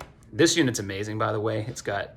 It's fast, and it does 5 damage at short and medium range. This thing's a menace when it's on the board. Okay, this card is using the blue list. So this will definitely be a different target selection, most likely. We'll see. It is fairly close though. The target is 14 inches. So it's looking for the ideal blue target has moved. And that's for sure gonna be the case because every unit has moved for the player. So let's pull up the blue list. Again, we don't have a destroy objective, so we're going beyond that. So it's gonna be the highest TMM, which is going to be the Cicada. So that's the one it's gonna use. It has moved. And it says, can the unit get behind it? And remember from our keywords, behind just means out of its front firing arc. So it can certainly do that. It is that right now. It's already behind its back hex edge. More than half of the unit's behind it, so it's definitely behind. So it can definitely do that, so we're gonna use aggressive movement. Now it's gonna look for a target. So again, even though it said ideal blue and it found it, that doesn't mean it's going to target it for its movement. So it's kind of interesting in that way, as it just wants to be aware of that unit that it's trying to find, but that doesn't necessarily mean it's going for it. All right, so it's gonna use the 14-inch zone again, and it is looking for, again, a move target that it can attack when it's done moving that's on the blue list. That's what it's looking for here. So within 14 inches, I think it probably will find the Cicada again. So yeah, that's within 10. The Flea is within 12. The Pegasus, I think, is, yeah, also in 14. So those are gonna be its 3 choices. It's going to bring up the command card and the blue list. It's gonna go to highest TMM, so it's gonna pick the Cicada again for its movement. But here's where things get interesting, because that doesn't necessarily mean that this unit is going to for sure get in a position to attack the Cicada. It's just using it as a key for its movement. So that's just important to keep in mind. Okay, if you look at the first move instruction on the aggressive movement, it's gonna basically guarantee what I just said. It wants to move behind the target. The target's the Cicada. So in order to move behind it, in this example, it cannot attack it. There's no way. So being behind this target would give it basically this triangle along its hex side in this back corner of the table. That's where it could move in order to stay behind the target. Its next one is to get cover versus as many enemies as possible. So this is a little bit of an interesting one, because remember, cover just means a defensive benefit to the unit, including partial cover, woods, depth 1 water, sitting next to a building or a hill, something like that. So you could interpret it as it wants to get cover against as many enemies as possible, like have partial cover to as many enemies as possible. Or you could consider completely blocked line of sight as cover as well, which is, I'm more inclined to do that, because getting cover but being able to be attacked by tons of enemies is probably not the way to go. So this one's kind of interesting because it could move an inch and go here in the woods, and it would get cover versus as many enemies as it could. It would either be blocked to a lot of the enemies, or it would have cover against them, like a +1. It could also move somewhere like right here and get cover, but it wouldn't get cover against this Pegasus, I don't think. It probably would. If it went here, so it would be able to shoot at the Jägermech, or it could shoot at the Pegasus, either one. But it could get some partial cover there, or it could wrap itself around up here and put itself there so it can attack the Jägermech, but it would be completely blocked from everything else. These are the ones I struggle with sometimes as far as, you know, what's the best move here? Because I can get cover from just about everything, but cover would mean blocking line of sight. And then I would only have one target to choose from. Is that good? I'm not always sure. So I think in this one, we have to think about it for a minute and decide what I think would be best for the unit. All right, I think there are a couple of possible options for this locust. I already mentioned them. I think this one's okay to go over here and isolate that Jägermech. The only problem with that is it is kind of pushing it over to that side of the map, and it's going to make it harder to get back here if it wants to do something else. So I'm a little iffy on that one. This would be okay as well, but I feel like it has to choose a target, either the Jägermech or the Condor. The other option it has, which I think might be the best, is to go right behind this tree in the woods template. It would get cover from the Jägermech, but it would also get cover from the Pegasus and partial cover from this. So it would have two targeting options, maybe more. I guess I'd have to do the line of sight, maybe more, and it would get an extra defensive bonus against this one. So I kind of feel like just moving it right here might be the best play, because I checked that line of sight and it would definitely have this building in the way there. As always, let me know your comments. I'm going to flip the Aces card and put it here. Go like that, and now we're ready to get into combat. So we'll see what the Aces does when it's their turn to shoot. All right, let me go ahead and bring up the instructions again, the reference sheet here for the different phases. For combat phase, it says when the automated force attacks, reveal all Aces cards. Automated units attack in order from the lowest to the highest priority number. After that, attack with any emplacements, which we do have. We have the one emplacement on top of this building. And then use any battlefield support cards, which we do not have. Okay, so first we're going to check the command and special order cards. No problem. We don't have any special order cards yet, but we'll check the Mech Warrior card. The orders are just for the movement phase, so we don't have to worry about anything for combat. And then we're going to identify our target. So this means we're going to go ahead and pull out the Aces cards, and we're going to look at what they're going to do for combat. So we're going to proceed pretty similarly to movement. We're going to check for a target, and then we're going to execute the orders on that card. There are some extra instructions here about things that you do or don't do. You ignore targets that need a target number of 13 plus. That's probably pretty obvious. If you can't hit it, there's no reason to target it. Ignore targets that will be destroyed. So if something's already been, if the Aces are ganging up on it and it's already been destroyed, then you just forget about that one. If all filters still leave multiple targets, choose the closest one. That's important to remember. If unit has no target in its targeting range, use indirect fire if possible. If that were to come up in the mission, you would figure that out first. So if you look at the special order card for indirect fire, it has a priority number of 000. So this would happen first. You pick the spotter before they attack, and that's because a spotter will add a penalty to their own firing and to the indirect firing Aces unit. So you want to make sure you do this first to figure out whether it's going to attack or not. All right, so we'll go ahead and move these Aces cards down, and they all have the same priority number as they did for movement, so the Thunderbolt 2C is going to go first. So we'll pull up this card, and these look a lot simpler than the movement ones. There's only a few things for them to figure out. So we look at the zone first. It's going to go out 6 inches to see if there's any targets. I don't think that there are. It can't see the cicada, but I don't think that's within 6 inches anyway. So then it would go out to 24 inches. It will have plenty of targets there at 24 inches. And then it's going to use the red command list to narrow it down. So let me look at 24 inches first, and then we'll figure out who it's going to attack. It would have actually maybe not that much. I don't know if it can see that Shrek, but it's going to have the Pegasus, and it will have the Jägermech for sure. It might have the Dervish. It might have the Shrek. Let me go ahead and double check that real quick. Okay, yeah, it can actually see all of them. It can see the Pegasus, the Jägermech. It can see the Shrek over this building, and it can see the Dervish. It actually sees this tree here, but it can see the Dervish. So it's going to go to the red list to figure out who it's going to attack based on the tie. And sorry, I'm actually going to measure again real quick. Sorry, the Dervish is out. So it's the Shrek and the Jägermech that we're going to be looking at, because on the red list, which this unit is using, we're going for lowest TMM first. Again, we don't have a destroy objective, so that's not in consideration. So we go to lowest TMM, and then it's going to look for the highest point value. So that's going to be between the Shrek and the Jägermech. And look at this. If I pull the two cards, they're off by 1 point. The Jägermech's a 26, the Shrek is a 25.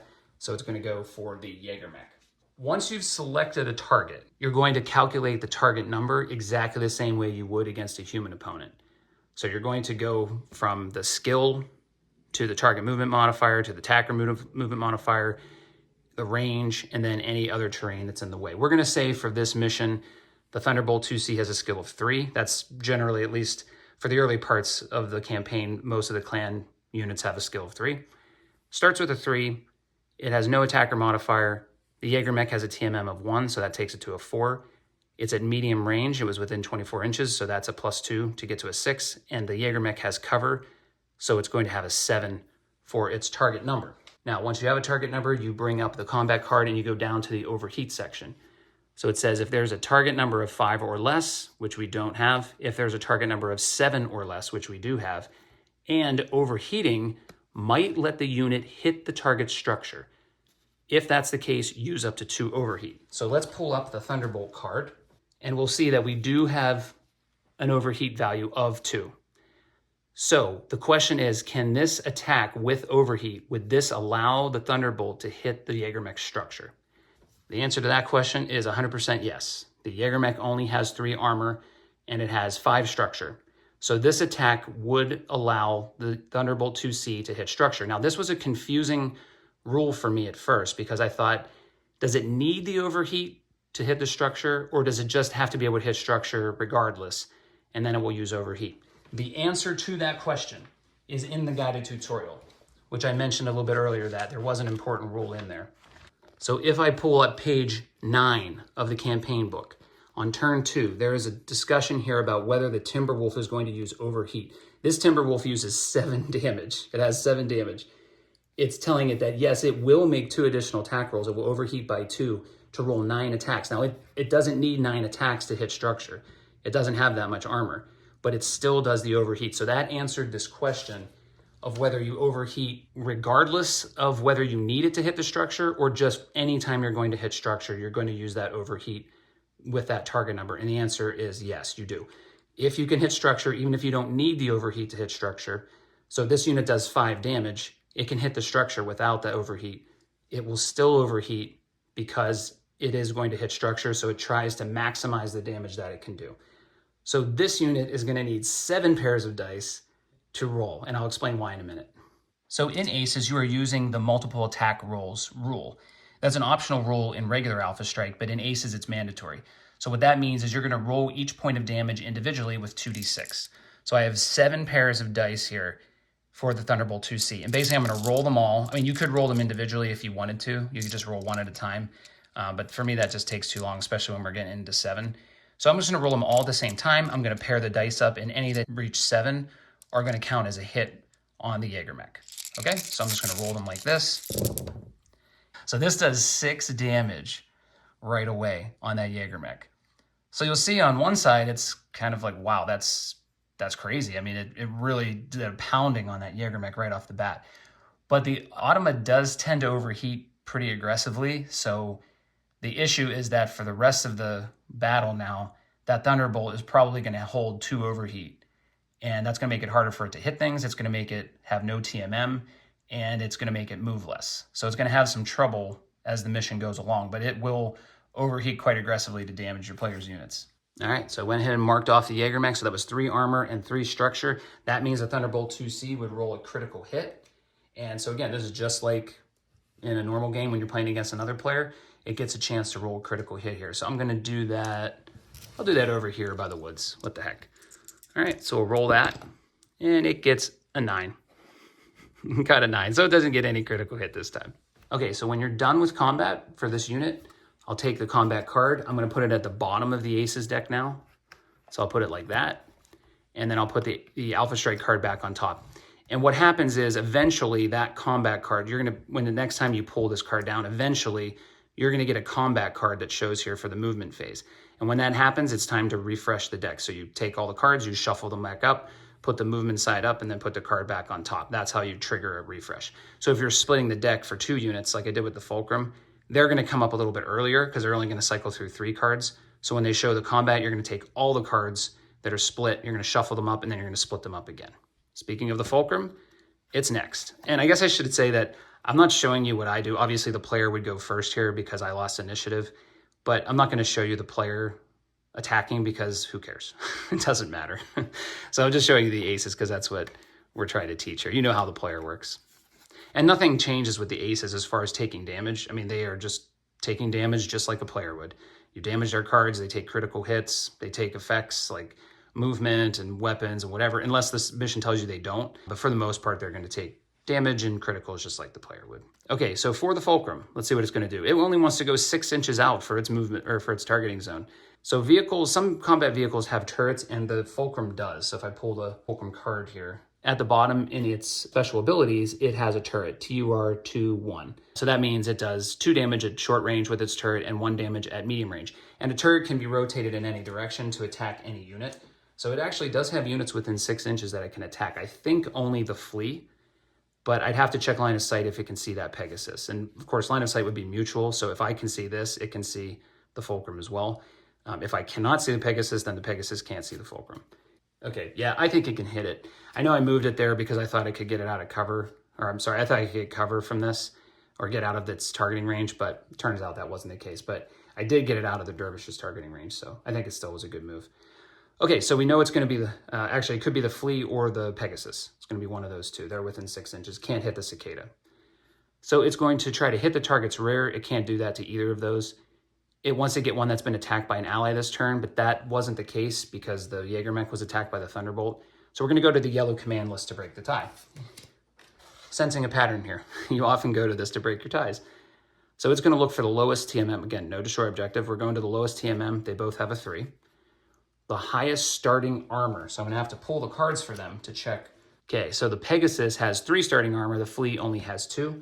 So based on the yellow list, if I bring it back up, it's looking for the highest starting armor. That's going to be the Pegasus. Okay, the Fulcrum has no overheat ability, so it's not going to check for overheat based on its target number. Okay, so we know what we're going to do. So I'm going to go ahead and put this combat card underneath the deck. I'm just going to kind of jump ahead on that. And it does 2 damage from short range, so it's going to do 2 damage to the Pegasus. We're going to roll 2 dice. And just for simplicity, instead of having to move the camera all around, I'll just roll them right here. And I didn't calculate a target number, so who knows if it hit? Sorry about that. All right, let's just go backwards. So the target number would have been a skill of 3 for the unit, a TMM of 3, and vehicles do not get partial cover. So even though I can only see maybe like 2/3 of this unit, there's no partial cover for vehicles. So that's it. It's going to be a 6. So it's actually going to hit twice. It rolled 2 7s preemptively. So the Pegasus is going to take 2 damage. So there you go, 2 damage to the Pegasus. Now, this is good because this means I can show you another rule for combat vehicles, which is motive hits. So anytime a vehicle takes a hit, it's going to roll on the motive table. And this checks whether the unit suffers a movement penalty. And this makes sense because if you think of vehicles, they have tracks, they have wheels, they have hover skirts, all things that could be easily damaged and slow it down. So let me get the chart out and I'll show you how this works. Okay, so down here we have the motive system damage table, and this is on the quick reference sheet that comes with aces. And there's a chart here that basically tells you whatever you roll, there's different effects that could happen. 1 could lower the movement by 2 and drop the TMM by 1. 11 would cut the move in half and cut the TMM in half, kind of like a movement hit. And then a 12 would immobilize the vehicle. Now at the top here, it tells you that units that have the hover H or the wheel W movement type will add a +1 to the roll. So the Pegasus is a hover tank, so it would add a 1 to this roll. So I'm going to go ahead and move this green dice out of the way. I'm going to do the blue dice to roll on the motive table.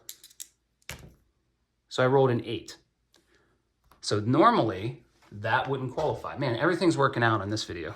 This is a good example. Normally that wouldn't count for anything. 2 to 8 would be no effect. But since it's a hover tank, I add a 1 to that and I get a 9. So this Pegasus would lose 2 inches of its movement and lose 1 TMM. So in the next round, its TMM will only be 2 and its movement will only be 14. And so when I play, this is optional, but when I play, I use a purple die to indicate that a unit has a movement penalty. So I'm going to set that right there. I use units of movement. So purple 1 would just mean it's lost 2 inches of movement because 2 inches is a single unit of movement in Alpha Strike. So there you go. So next round, this has 2 inches less movement and it has a TMM of 2. All right, we're getting all kinds of good examples. Now we're going to move into Locust 2C. Let's see what it wants to do. So the locust is over here in the woods, so it's probably gonna have to go a little bit farther out to get its target. So it is gonna check 6 inches first, but it doesn't have any valid targets. Even if the cicada is in 6 inches, it can't see it. So that won't work. So it's gonna have to go out 24 inches. So let me see what will be valid for that. I think it's got everything. Even the dervish is in range there, I think. It's interesting, it wasn't there for the thunderbolt, but it is there for the locust. I'll have to double check if it picks that one. So we have lots of targets available. So it's gonna next go to try to hit the target's rear, which it can't do. It wants to find a unit that does not have any cover. I don't think, oh, sorry, I forgot that it can't hit the dervish anyway. The building's in the way. Sorry about that. It might be able to hit the Shrek, which would have no cover. Let me double check that line of sight. Okay, no, since it's shorter than the Thunderbolt and it's closer to the building, it can't see the Shrek. So just like we said during the movement, it has access to the Jägermech and the Pegasus. Those are gonna be the 2 units it can attack. Pegasus has no cover, so it's going to pick that one. So if I go back to the combat card, no cover, that's gonna be the Pegasus. Okay, so I'm gonna go ahead. Now the Locust also, if I pull the card up here, it also has a 0 overheat, so I don't have to check overheat instructions. I haven't calculated a target number. I'm gonna remember to do that first this time. So the Locust has a 3 for its skill. The Pegasus has a 3 for its TMM for this round. Next round it'll go down. And it's in medium range. It's not quite within 6 inches, so that's gonna be a +2. It's gonna need 8s. The Locust does 5 damage. So I'm actually gonna take all the Aces cards out of here temporarily. All right, here we go. Let's see what it can get. It needs 8s. Oh baby, here we go. We got a 12. We got 2 12s. Wow, normally I roll like crap for the Aces, but this time I'm rolling really high. Actually, so this isn't gonna matter. It's gonna destroy it because it hit literally everything. So that does 5 damage. And if I pull the Pegasus up after the last hit, it only had 3 pips left, so that's gonna destroy the Pegasus. So we don't really need to worry about its TMM or its movement. We're just gonna take it off the map completely. Now, just in case this example doesn't come up, let's just say it rolled really badly. Or you know what, even if I went back to the mode of roll, let's just say my named pilot was in the Pegasus, which it never would be. There's no way I'd put a named pilot in a hover tank with little armor. But let's just say Steve was in the Pegasus. For that motive hit, or for this critical hit, if I rolled this way where it didn't destroy the unit, but it did end up with a critical, and actually it would have been 2 criticals because it did 2 damage, so it actually would have done internal structure damage as well. If I wanted to, I could spend one of my edge tokens and I could have them re-roll that motive hit. So that 8 that I rolled that then got bumped up to a 9, I could say you have to re-roll that by using the edge token, and then I'd roll that motive hit again. Same with the critical. If I got a bad critical, if I rolled a 12 again, which would destroy the unit. And by the way, for criticals on vehicles, there is a table in here that tells you what the effects are for that. So this is a unique critical hit table. It's different than the Commander's Edition for Alpha Strike, so there's some differences there. If you're familiar with the Commander's Edition, that table's a little bit different. But in any case, for that critical hit, if it's a real bad one, they could spend an edge token and have them re-roll that critical hit as well. However, they have to accept the result. They can't use another edge token if they don't like the next result. So that's just something that could happen. In this case, the Pegasus got destroyed. Okay, so all of our Aces units are done. The Aces units with cards, that is. But we can't forget that on the back of the command card, we have our instructions for emplacements, and we do have this one emplacement here on the building. So it's gonna have similar instructions. It's gonna look out 24 inches first to find a target, and then it's gonna go through different options for locating a specific target that it wants. So if I go 24 inches out, and again, that red arrow indicates forward facing. So I'm gonna go from here. So it looks like it's got everything. So I think it can hit literally everything here except it can't hit the flea because it's right up against that building. It can't hit the infantry either. It can't really see those. But everything else I think is fair game. So let's see what it would go to next. So once it tried to hit a unit in the rear, if it could see the flea, it would do that. But based on my line of sight, it's just too close to that building. That's the only one it could hit in the rear. It's gonna go for the lowest TMM, so that's gonna be the Shrek, the Dervish, or the Jägermech. They all have 1s. And it's gonna look for the highest point value. So again, I'll have to bring them up. And it's gonna be the Dervish. The Dervish has a point value of 30. We already saw the Jägermech and the Shrek have 26 and 25, so it's gonna pick the Dervish this time. And then we're just gonna calculate the number as usual. Now, we're gonna say that the emplacement is some pretty bad pilots or bad AI software, so it's gonna be a 4 skill. So we have 4 standstill attacker modifiers, so it goes down to a 3 anyway.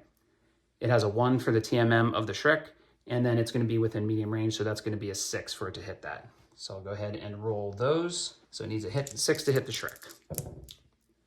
And it gets both of them. It rolled a 7 and an 8. I'm doing great for the aces today. All right, so I'll go ahead and mark 2 there. And then just like before, because it's a vehicle, it's going to take a motive hit. So we're gonna go ahead and roll it up. This is a tracked vehicle though, so there's no bonus to the roll. It's just whatever I roll. And it rolls a 4, so nothing would happen in this case. All right, that is it for our round of combat. Okay, so I'll go back to the instructions here. It says at the bottom, you're gonna go ahead and cycle the aces card, which I already did. I put them to the bottom of the deck. If that combat card comes up again, if I put that card to the bottom and there's another combat card on top, that means it's time to reshuffle. So now we go into the end phase. We're gonna check the end phase sortie special rules. So we're gonna check if there's anything else we're supposed to do, like check waypoints. We'll do that at this time. Go ahead and apply your damage, remove destroyed units. I jumped the gun on the Pegasus, but that's okay because the players weren't attacking. Resolve any heat and cooldown effects. So we do have some overheat. So similar to the movement, I mark overheat with an orange dice. So this unit, the Thunderbolt 2C, overheated by 2. So I mark it with that dice. So now I know it has that effect for the next round. Then you're going to check your objectives if you've done them. Next, you're going to check your commander's strategy decision. So let me go ahead and pull that up. And since we already looked at this card, if you watched the early part of the tutorial, we'll know that this is going to change. So if we go down here to the bottom, we're not going to do E because the objective's not complete. B, if you lost the least amount of point value worth of units this turn, which is true, the player lost the Pegasus, but the aces didn't lose anything. So we're going to switch that up to card B, which is fantastic. So the hits keep coming because now we have an initiative phase order. So we're going to do something different on the next round. So that part's done. We're going to use commander card B now. Okay, and next we're going to do the next turn and the waypoints on the turn track. I actually forgot to put the initiative token on the turn track, but that's okay.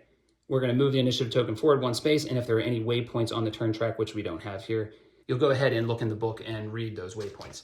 Speaking of waypoints, I did forget that the cicada did get within 2 inches here. So similarly, like when it said check the end phase special rules, usually it will say if in the end phase, the unit is within range or has accomplished whatever it needs to reveal the waypoint, that's when you'll do it. So it does put that in there because you could potentially lose the unit before you reveal that waypoint.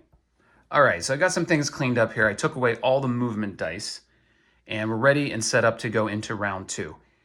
Now, before I do that, I just want to quickly go through the end phase things again, just because I was a little bit all over the place. But let me bring up the rule book one more time. So we're looking in step number 1, we're checking end phase sortie special rules. This would mean if there's anything in the sortie or the mission special rules that are going to tell you to do something in the end phase, that's when you'll do it. And specifically, at least early on in the campaign, you're going to see that a lot with waypoints.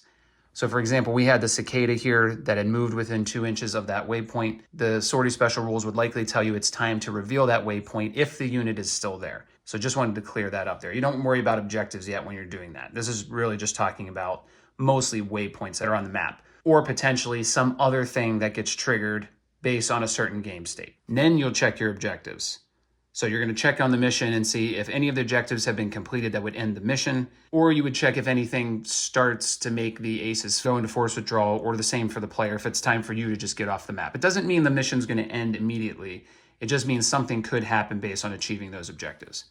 We do the commander strategy, which is on the back of the command card. We did that part and we moved on to command card B. And then you go to the next turn and you get waypoints on the turn track. So you're going to move the initiative token forward 1 space. You're going to do this before you roll. So I'm going to go ahead and move this forward. Then we're going to roll in a minute. And you're going to resolve any waypoint tokens that are on that space. So if the sortie setup rules told you to put waypoints on the turn track, so if I had a waypoint right here, for example, if I push that up to that round, it's time to read that waypoint before I do anything else. So hopefully that clears that up as far as what's going on in the end phase. All right, now we're going to cycle back to the beginning of the round and get back into the initiative phase. So we're ready to start round 2 now officially. So let me go ahead and remove this waypoint and we'll go ahead and get into round 2. So I'm going to bring the rulebook back up and we'll go through this again. Initiative phase, reveal the aces priority numbers. So I'm going to go ahead and move these cards down. Again, I hope you can see the numbers. 728 for the Locust, 253 for the Thunderbolt, and 607 for the Fulcrum. So that would seem to indicate they're going to go in the same order, but that might change. Next is command card orders. Resolve any that apply. Well, we're on to command card B now. So guess what? We have initiative orders now. Add a 2 to your initiative. So the aces are going to get a +2 to their initiative roll, which is basically going to balance out the penalty that they're going to take for winning it in the first round. So we're going to have an even up initiative for this round. and assign the move first token to the unit with the most medium damage and the most armor. I don't think that's the move first, so I don't think that's going to really change anything because I believe that will be the Thunderbolt. So the Locust and the Thunderbolt both have 5 for medium damage, but the Thunderbolt has way more armor. So I will put the token on it just to show you what that will look like. So there we go, but it's not going to change anything for this particular mission because the Thunderbolt was going to go first anyway. But that's okay, you get to see how that works. Just for fun, so I can show you more rules, we're going to pretend that all of the player units that were in this area unloaded on that Fulcrum, and they managed to get it into force withdrawal. The Fulcrum actually has a decent amount of armor, so I'll just show you the other card here. So it's got 5 armor and 3 structure, but let's just say the player had a pretty good round rolling just like the aces did, and they managed to get it into force withdrawal by removing all the way down to 2 of its structure, so it only has 1 structure left. When I play BattleTech Classic or Alpha Strike, I use blue dice to indicate force withdrawal. I just mark them with the 1, so I'm going to put this next to the Fulcrum, and that means I'm going to have to get the force withdrawal special orders out. So I have this card. I just happen to have it on the table. How about that? And so what this is going to say is it's just going to override its movement instructions with this right here. So it lowers its priority by 500, which is actually not going to be enough to make it go first because the Thunderbolt got 0, so this will only be 107. And it was going to go second anyway, but that's okay. So it would reduce its number though. So whatever number you see on that card, you're going to drop it by 500 when it's in force withdrawal. And then it's going to use this movement instructions, and you're not going to bother with what's on the aces card. It's just going to do this immediately. And basically it's going to try to escape from its edge, which for this mission, we're just going to say is the top, bottom, or right side. It can escape from any of those edges. So we'll get into that when it's the Fulcrum's turn. Okay, we're going to roll for initiative now. We know that there's a bonus for the aces, but also a penalty. No commanders have been destroyed, so there's no -2 penalty for that. So we're going to do a roll for initiative, but it's going to be straight up because the ace has got a -2 and then a +2. All right, so I'm just going to roll them here right in the middle of everything. I'm sure I'll mess something up. Okay, so the aces got 11 and the player got 8. That means the aces win. I think though for the tutorial, I'm going to go, oops, oh, we rolled a 12 actually. Okay, the players win. I'm just going to do this so you can see what it's like for the aces when there are no moved units on the board and what those cards are going to do because of that. They'll most likely go into cautious movement, but we'll see. All right, so we'll go straight into movement for the aces. And just as a reminder, I'll bring up this list. I'm probably not going to show these for every step anymore. Hopefully you got the idea. But again, we're going to go into the priorities. We're going to pull the first card. We're going to check our command card, which does not have any movement rules. It just has initiative. And so then we're just going to go through and execute the card, set their facing, and then flip the card over. Those are going to be our steps. So we know the Thunderbolt's going to go first. It has this token, and it was going to go first anyway. So I'll go ahead and move that card. And let's take a look at what we have here. So it says, if this unit has more armor than the damage rating of any enemy, that's going to be true because the Thunderbolt, let me pull the card here. The Thunderbolt has 7 armor, and I don't have any units on this board that can do that kind of damage. Most of them do very little damage. I think the most might be the Shrek. Yeah, the most is the Jägermech and the Shrek, which do 3 damage. So nothing can do the amount of damage that the Thunderbolt has for armor. And again, I'm just going to assume the Thunderbolt didn't get hit on the last round just to make it easy. So it actually will do aggressive behavior even though nothing moved on here. A lot of cards will show you, so let me just see if, like the Striker, for example, like this card, if it went now, it's looking for a moved enemy, it's looking for a moved enemy, so it wouldn't be able to do either of these and would go to cautious movement. And typically, like you'll see right here, it's just going to grab the nearest enemy, and then it's going to try to get out of line of sight from all enemies. It's going to just try to get out of the way because it has no idea what the other units are going to do, so it just tries to hide and protect itself when it goes into cautious movement. Not every card is like that, like the Brawler isn't going to do that necessarily, but you will see this sometimes that it's a very careful card when it goes into cautious. It will try to get that Aces unit into defense mode. Okay, but the Brawler's not going to do that. Brawler's going to be aggressive. So it's going to look for a target. Now you notice there's no requirement for movement in the condition, and that's also true for the targeting. It's not looking for a moved target. It just needs a target it can attack when it's done moving. So we're going to go out 10 inches from the Thunderbolt. And I think we're going to find the Cicada when we do this, but let's see if anything else is in that range. So the Cicada is definitely within 10 inches.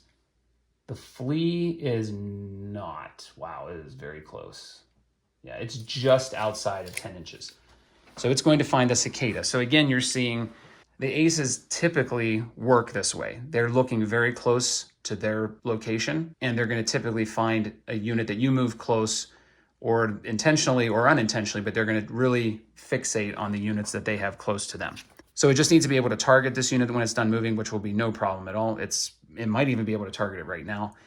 And it wants to look at the yellow list, but again, we only have one target here, so we don't need to look at any lists for tiebreakers. So let's check out its movement. It's going to use ground movement, which is all it has, and it wants to get within targeting range of as many enemies as possible. So what we have to think about here is normally, if it had not overheated, we would have 10 inches of movement to get it out here where it would really be able to attack almost anything except maybe the Jägermech. And I guess the flea too, because that's hidden behind a building. But because it overheated, it has lost 4 inches of movement, so it can only move 6 inches on this turn. I still think we can probably move it here so that it gets access to the cicada, the dervish, the Shrek, maybe the infantry. I don't think it has enough movement to go this way and get around the building to be able to see everything. So probably this way is its best bet. Next, it wants to get closer to the target, which we would do if we moved in this area, so that doesn't narrow things down any further. It wants to get cover versus as many enemies as it can. So I think based on that, we're probably going to move it right around here. I think it would get the same amount. I don't know if it could probably see that Shrek. It was able to see it last time.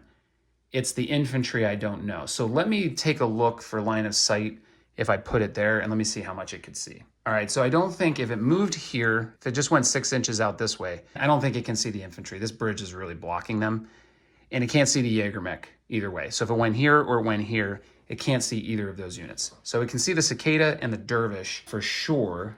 This is where the cards get interesting. I mean, this is another interesting example, so we're getting lucky here. The only place it can, there's two places it can get cover. It can get cover right here next to this building, and it can also get cover where it is right now. It's in the trees, and it can get cover, and it can already see the cicada, the Shrek, and the dervish. So the question is, does it need to move? It does want to get closer to the target. That was our second priority. So I guess from that standpoint, it does have to move out of the woods because I have it on the edge of the template. The next instruction says no unmoved enemies within 12 inches, but I don't think I can do that. There's just no way for me to get closer to the target, get in targeting range of as many enemies as possible, and get cover, and then not have any enemies within 12 inches. So this is why the filters are important, because what's most important is to get targeting range of as many enemies as possible, which it looks like will only be 3. And it really doesn't seem to matter where I move. For the most part, I'm going to be able to see these same 3 units. So then we go down and it says we have to get closer to the target, right? Because there's multiple places where I can do this. So next we have to get closer to the target. So that's going to limit us to 6 inches here, a 6-inch radius in this direction, because we have to get closer to the cicada. And actually that kind of eliminates over here because we have to get closer. We can't be the same distance or further away when we're done. And then it wants to get cover, and the only place to move closer to the cicada and get cover is right here. That's literally the only place we can do it. All right, after reconsidering, and you're probably watching saying, duh, it can't see those things. I mean, I can technically see this when I'm here putting my head down, but I mean, realistically, this thing's right up against the building if I want to get cover against the cicada, and I wouldn't be able to see this, and I don't really think I can see the dervish either, so I don't know if that move is going to work. So I think it really is just going to have to move out in this direction. You know, this is where the golden rule comes in, is like that doesn't seem like a really good move because the flea and the cicada can probably both get behind it. It's wide open against as many enemies as possible, and it has no TMM because it used its overheat. So I don't feel like that's a good move, but technically, as far as the card is concerned, it wants targeting range to as many enemies as possible. So I feel like I'm obligated to move it here. All right, so the other part of the golden rules is keep the game moving. So that's what I need to do here. I don't really think I have any other choice but to put it here. It wants to have line of sight to as many enemies as possible. If I get close to that building, I don't think realistically I can see the Shrek or the dervish. Maybe one of them. But if I move here, I can definitely see 3 units, and that is the most. And then I'm getting closer to the cicada, like literally a 1/4 of an inch closer. I measured, and that's as much closer as I'm going to get. So I think that I'm just going to have to live with that. I personally struggle with this. Like I get hung up on, this just seems so dumb. And I think you just have to get over that. This isn't the player force. This isn't your buddy playing that's real competitive and tactical. This is a Jade Falcon clan force that's being operated by a deck of cards, and it's going to make some goofy decisions sometimes. that you think are goofy. It might not really be goofy because this thing can pound stuff. And so it's going to do some serious damage to something. It might not be able to get the flea or the cicada, which can move behind it, but it's going to hurt something. And I think that's the best facing I can do. There's nothing I can do to prevent things from getting in the rear. It's just not going to happen. So, okay, I'm going to flip this over. I'm going to put it here. I'm going to lay that one to rest. Let me know what you think. I'm always interested in seeing what other people think. I'm probably missing something really obvious that would be better. So I love when people point that out to me because it gives me a lot of good ideas. And some of them I'm incorporating in this video because I'm doing things better than I did when I started. All right, I went ahead and marked the Thunderbolt with a 2 TMM. I moved the Shrek forward on this hill, so it gets a 1 TMM, and then I used the minimum movement rule to get this infantry up on top. I could literally only get it on top of the hill, and it again has ground movement with no TMM. And I only have to move 2 units this time because they destroyed the Pegasus. That unit's off the map, and so now it's 6-3, so it's just a straight 1-2, 1-2, 1-2. The front-loaded unequal number of units does not apply anymore. Okay, we're going to go to the Fulcrum now, and we know the Fulcrum's in force withdrawal, so even though I would pull this card, I don't actually have to do anything because the force withdrawal is going to overtake it, and it's going to override all the movement instructions. So it basically just says go to the nearest target, which would be the flea, and then try to escape from the edge, sprint if needed. Now, there are some commander cards, so it's not this one, but if I pulled card E, which I think I already showed during the tutorial, but like this one here will say if this unit still has armor, it will not sprint. Now, I'm pretending this unit does not have any armor. It's down to its 1 pip of structure. So that's not the case for it, but you will find that there are some cards that will alter the force withdrawal. But we don't have that in place right now, so it can sprint if needed.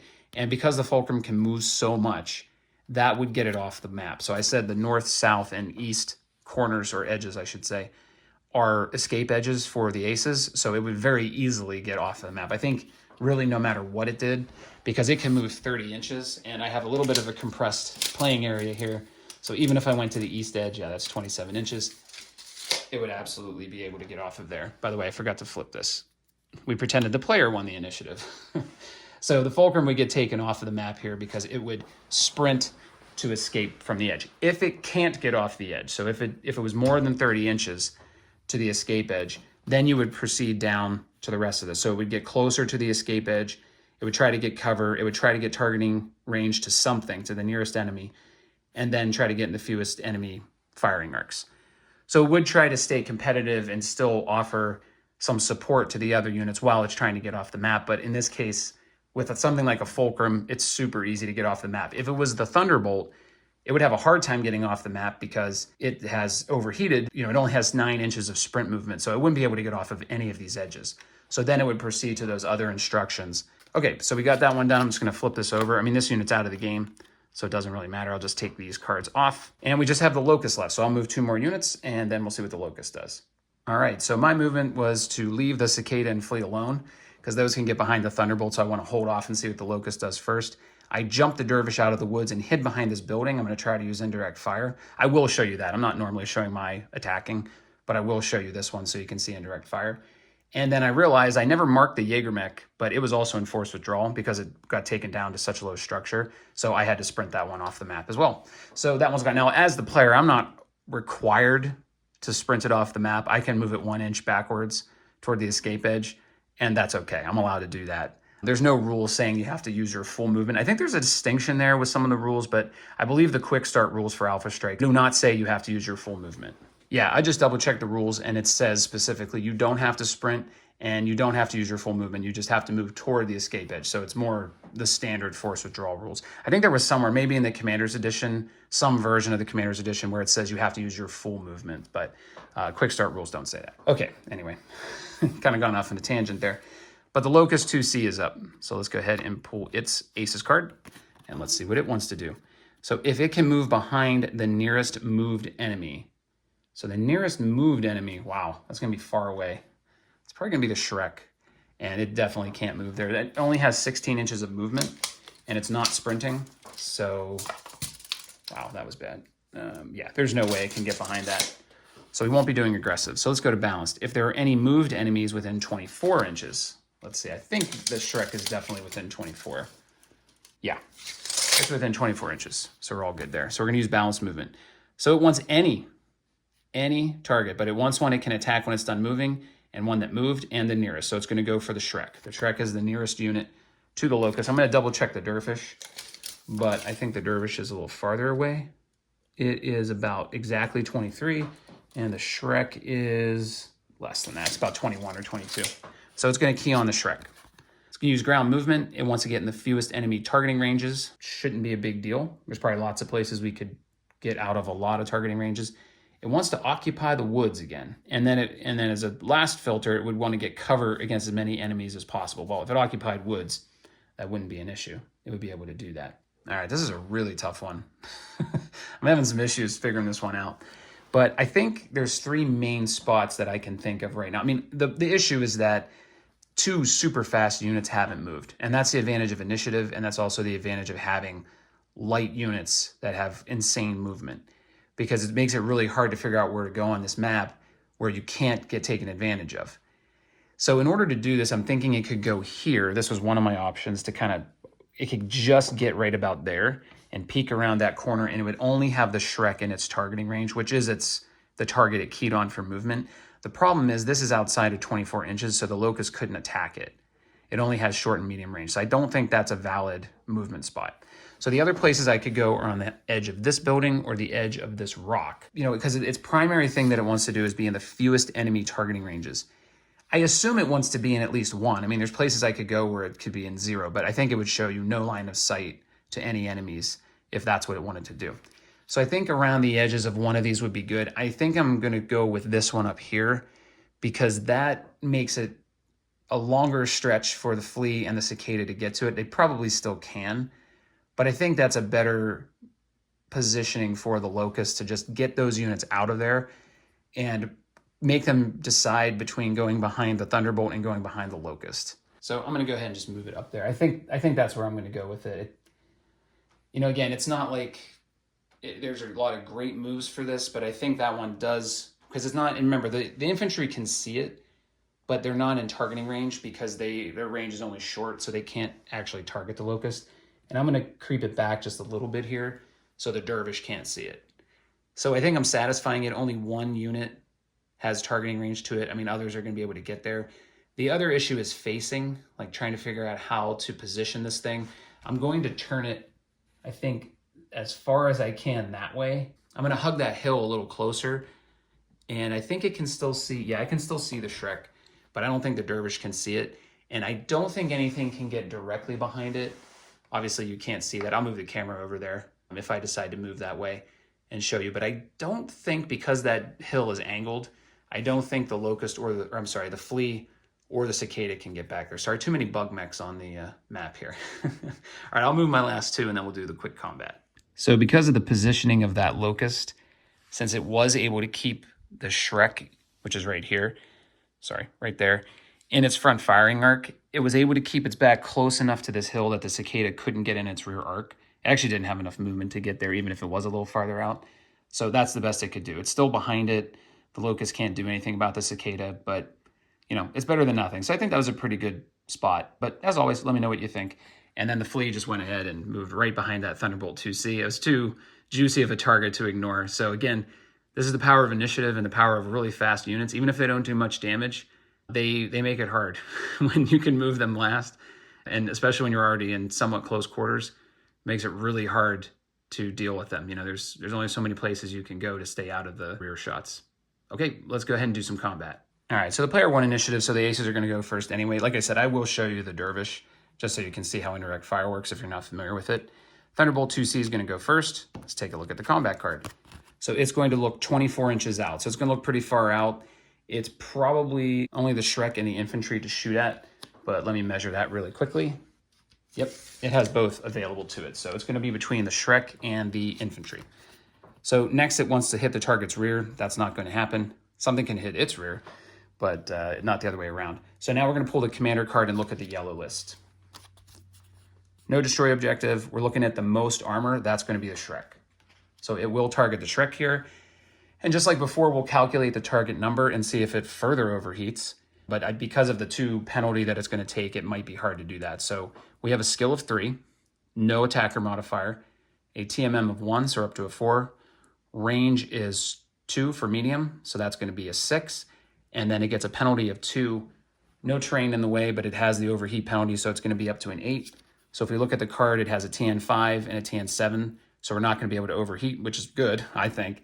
But you will see, if this was a TN9 and this unit had any heat, which it does, it would not attack. It would refuse to attack, and it would cool down for this round.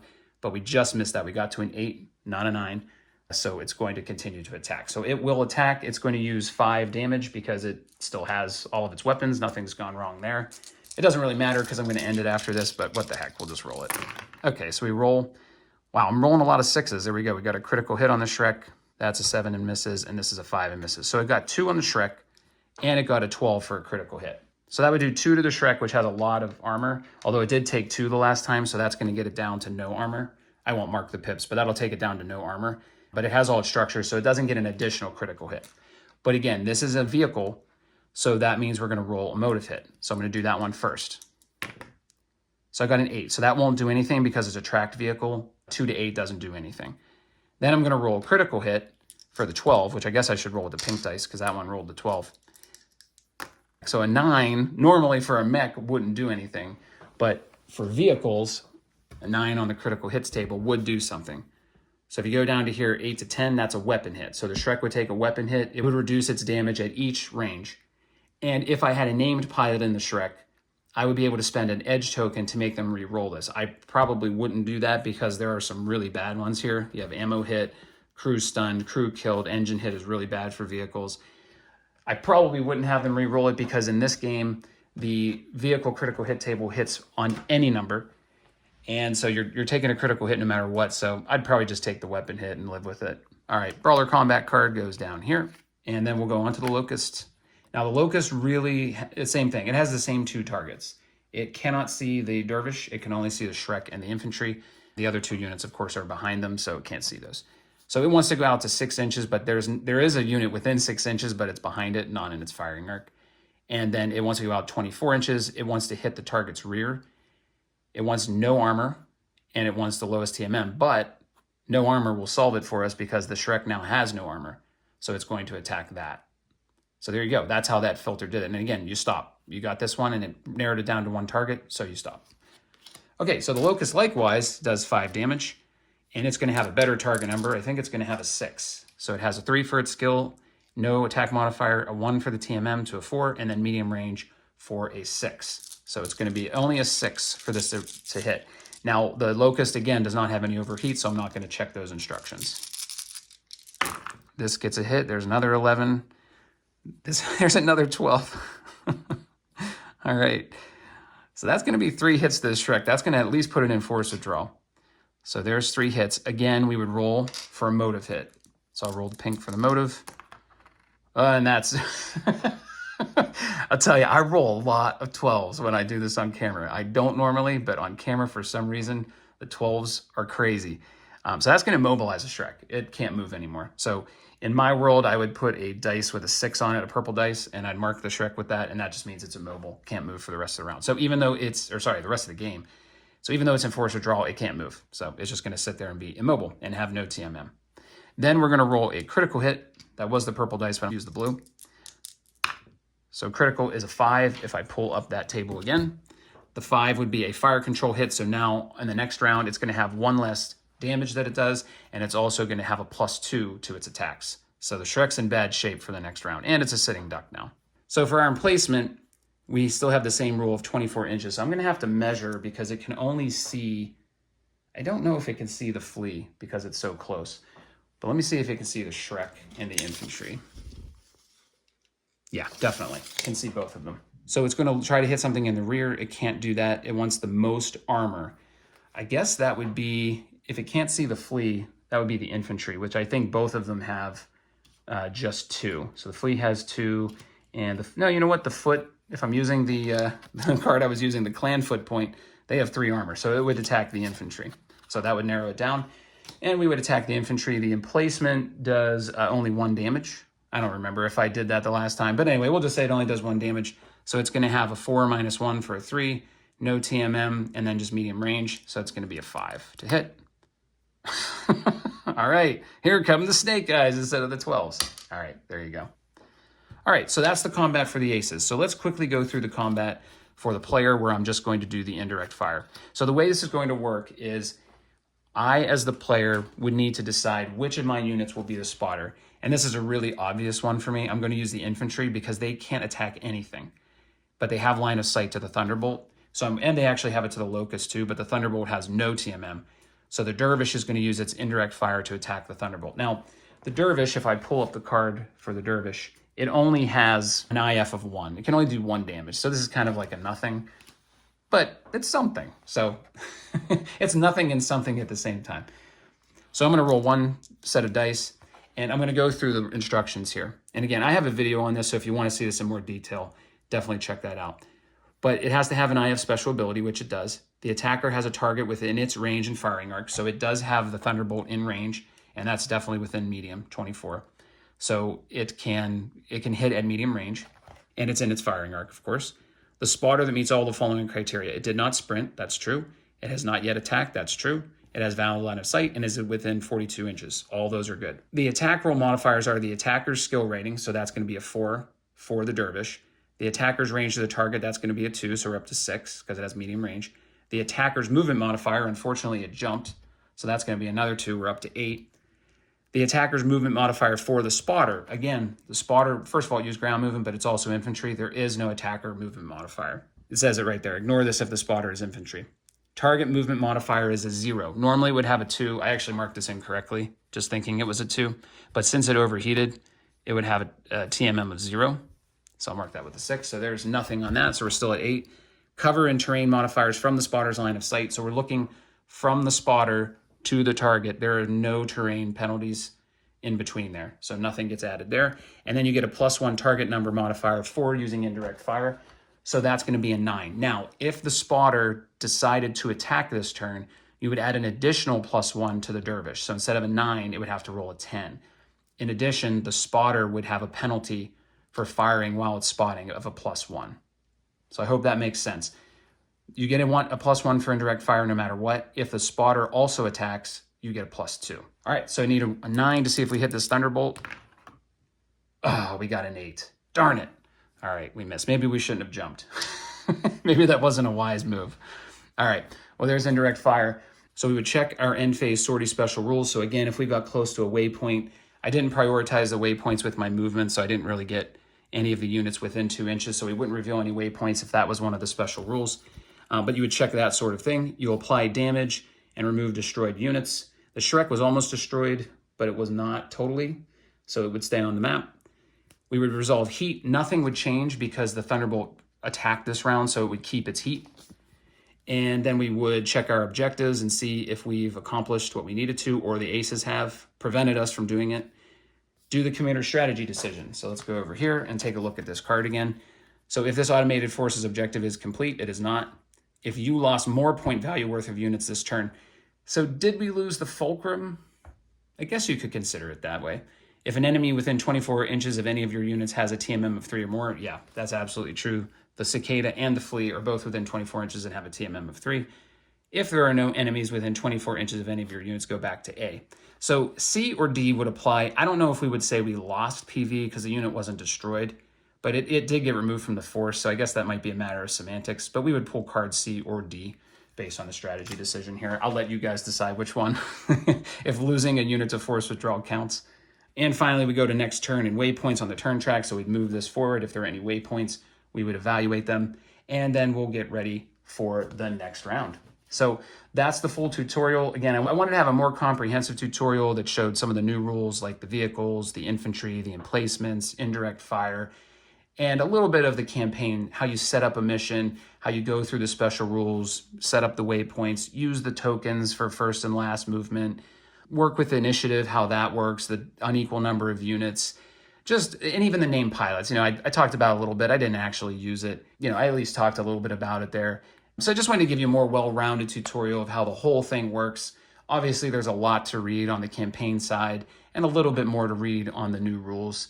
But I think for the most part, this video should give you everything you need to know to get started, to run your first mission, to have a decent understanding of it. The only thing you'd have to really read is how to set up your force, how to get everything ready for your named pilots and that sort of thing. But once you have that, you're ready to go and run your first mission. So I hope this was helpful. If you have any questions, any comments, if I screwed anything up, please let me know.